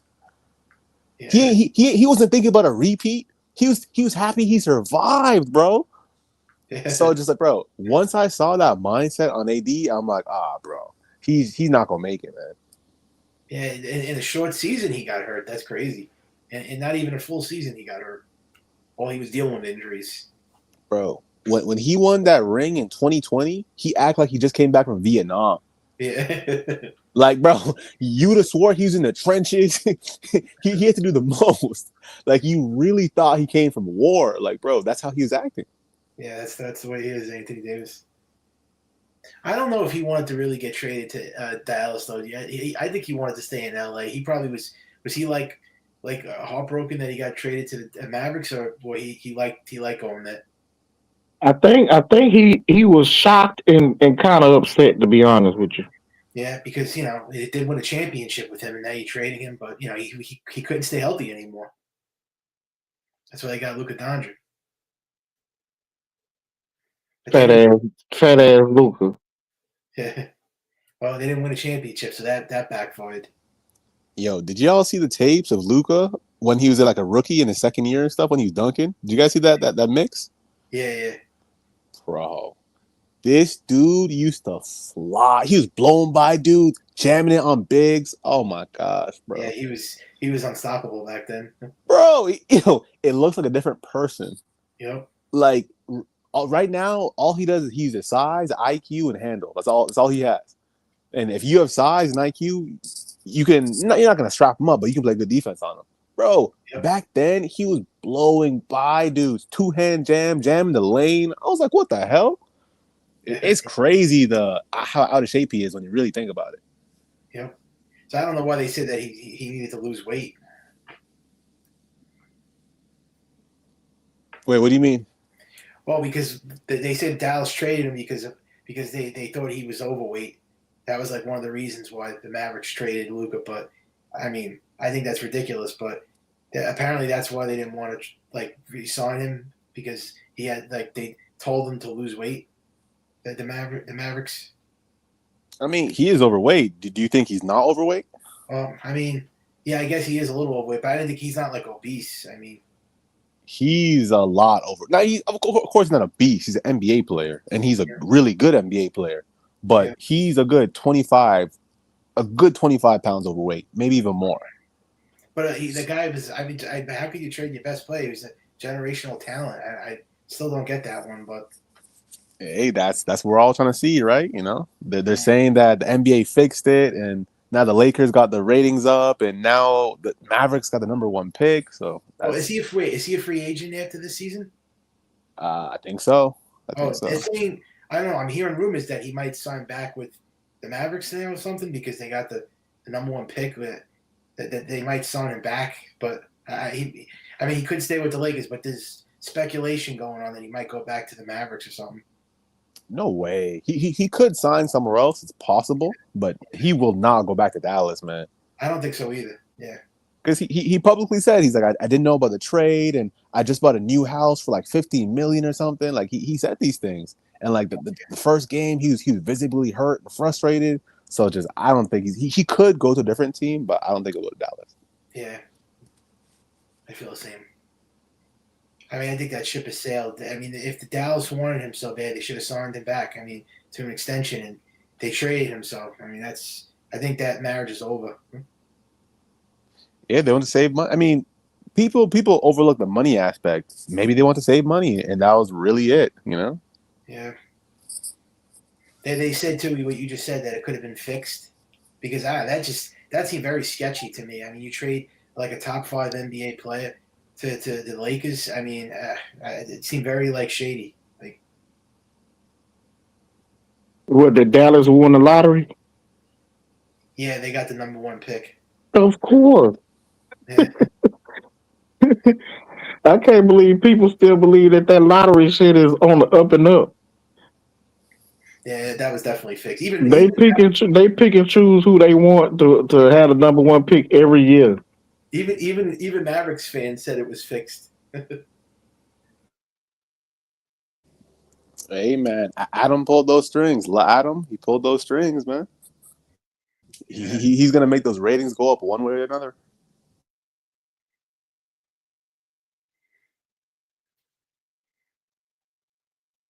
Yeah, that's exactly what happened with the Pelicans, New Orleans. They got the #1 pick. Everyone was saying it was rigged that year too. Remember when they got? You know what? somebody had pointed out. I don't know where I've seen it, but they said that dating back, every team that ended up trading away one of they superstars got the number one pick, and it went back to when the Cavs lost LeBron to Miami. They got the number one pick. That's right. AD went to the Lakers. They got the number one pick. That's right. The Mavs with Luka, now they get the number one pick. I think it was one more team. Oh, and you forgot the Knicks pick. They Oh say yeah, but that's way back. That one was definitely rigged. Oh yeah, everyone. Listen, man, my boy Adam is looking after LeBron, and I respect him, man. Y'all gotta put some respect on his name, man. Man, get the fuck out of here with that shit. Listen, in about 10, 15 years, when we look back and the stories come out of all the things Adam was doing for LeBron is doing for Adam, hey, you gotta respect it, man. It's business. No, you don't gotta respect it. No, you don't. Listen, even the shit people don't talk about, LeBron low-key has 2 lockout rings. I hope you guys know. He got 2 what? He has 2 lockout rings. 2020 shortened season, 2012 shortened season. He got 2 lockout rings. Yeah. It just, trust me, Draymond got suspended in Game 6. Listen, man, when all is said and done, you better stop talking like that. They gonna come find your ass. They don't want to hear you talking bad about LeBron like that, man. You better stop. Don't say I ain't warned you. You better stop while you're ahead. I'm not accusing anybody. No, it definitely sounds like an accusation, saying, man. Listen. All I'm saying is Adam Silver, LeBron James made a lot of business decisions. That's all I'm saying, man. Yeah. Well, hey, everybody listening, this is not King saying that. That's TJ, and he's in Canada somewhere.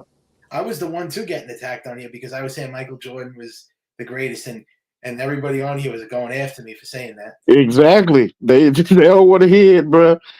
They don't want to hear that. Everything you can't talk like that over here. I can't. Yeah, they got offended by it. They said Mike got mad at me. He said Michael Jordan had soft competition in his day. Oh God. Yeah, that's the talking point they all want to say. Oh, he beat nobodies. Yeah. It's just all the nobodies he beat is in the Hall of Fame, you know. Yeah, right. I don't get that. He ain't beat nobody, man. Yeah, how can you say that? He beat a lot of great players. I don't know about that. Who did he beat? Oh, He beat Karl Malone. He beat Shaq. He beat Charles Barkley. He beat Patrick Ewing. He beat Reggie Miller. If he beat Karl Malone, but he never had to guard Karl Malone, do you give him the respect? Like, what kind of ratings do you give him for that? I mean, you give him great ratings, bro. Karl Malone and John Stockton was on the same team. They was the best team in the Western Conference. They went to back-to-back NBA Finals. Yep. You beat that 2-man duo in the NBA Finals. That ain't even counting, again, having to go through Reggie Miller and Patrick Ewing on your way to the finals. Yep, that's right. You also beat Gary Payton and Sean Kemp. You beat Charles Barkley. Really? Yes, really. Gary What you Payton mean and the Sean glove? Rain Man, Sean Kemp, boy, you better do your research about the Rain Man. They're not even better than the Denver Nuggets championship team. Are you serious? Stop playing, bro. I'm not saying. Hold up. Listen to what I'm saying first, and then respond so we can have that conversation. I'm not saying Jordan played bums, but he wasn't playing top 10, 15 guys, except for Hakeem, really. And bro, he wasn't really playing that. Hakeem. That's bro. What are you talking about? I don't get the Jordan hate. What are you talking about? Is Karl Malone one of the best players at his position? He is not top 10 in anybody's list. I said of his position. Power forward. Is he one of the greatest power forwards of all time? Man, give me Şengün, man. I'm not giving respect to that weird ass nigga. Man, You trolling. Okay, I get it. I get it. Give me prime Draymond, man. I get it. I Man, get it. man, don't leave I your get kids it. around that lame ass nigga, man. I get it. I get it. Yeah, I get it now. I get it. If we don't got to do it, guys, I can no hate more. on and off the court. we can go both ways. I got you. I got you. No, I was gonna say LeBron. If he was so great, how come he couldn't beat Golden? He lost to Golden State 4 times. If he was the greatest that ever did it, how come he couldn't beat Steph Curry? 4 times he lost to him. I mean, come on. Yeah, but competition is not the same, man. Yo, I want to say this. In LeBron's prime, how many players won championships during his prime? A lot.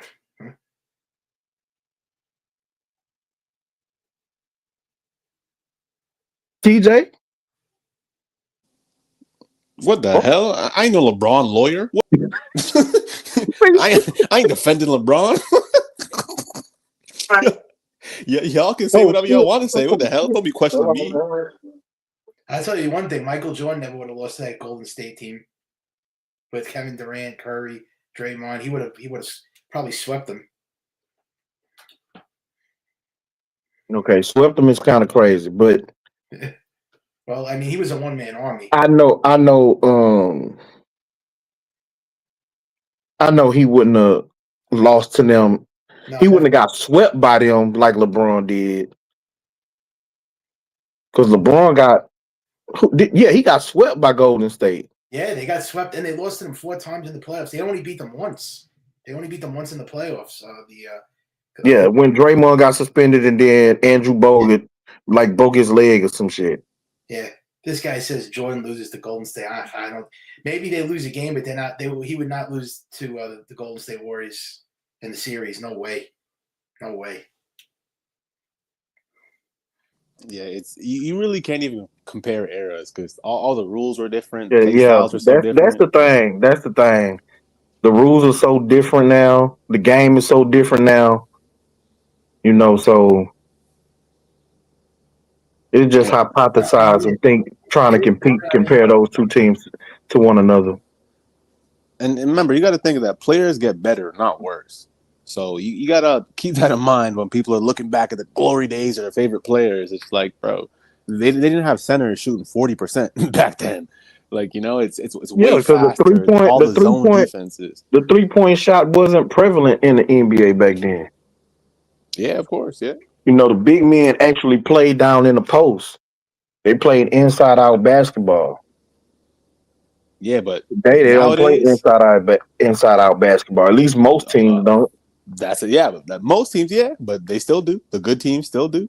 Yeah, some teams. Now they got dudes. Some of them do. Hold up. Now they got dudes who will bang down low and shoot threes. They got Jokic 7 feet tall, bang down low and shoot threes. Yeah, but he's one of one. Can you imagine that in the 90s? He's one of one though. Of course, you still got to count for it. And to be honest with you, had that been the game back then, I believe that Patrick Ewing, Rick Smits, Hakeem Olajuwon, David Robinson, all of those guys could have stretched the floor and shoot threes. They was already shooting 18, 19 footers with ease. And see, and that's the problem. That just wasn't a part of the game back then. The 3-point shot wasn't prevalent back then. It was more fundamental basketball. Well, now everybody just want to shoot threes and dunk.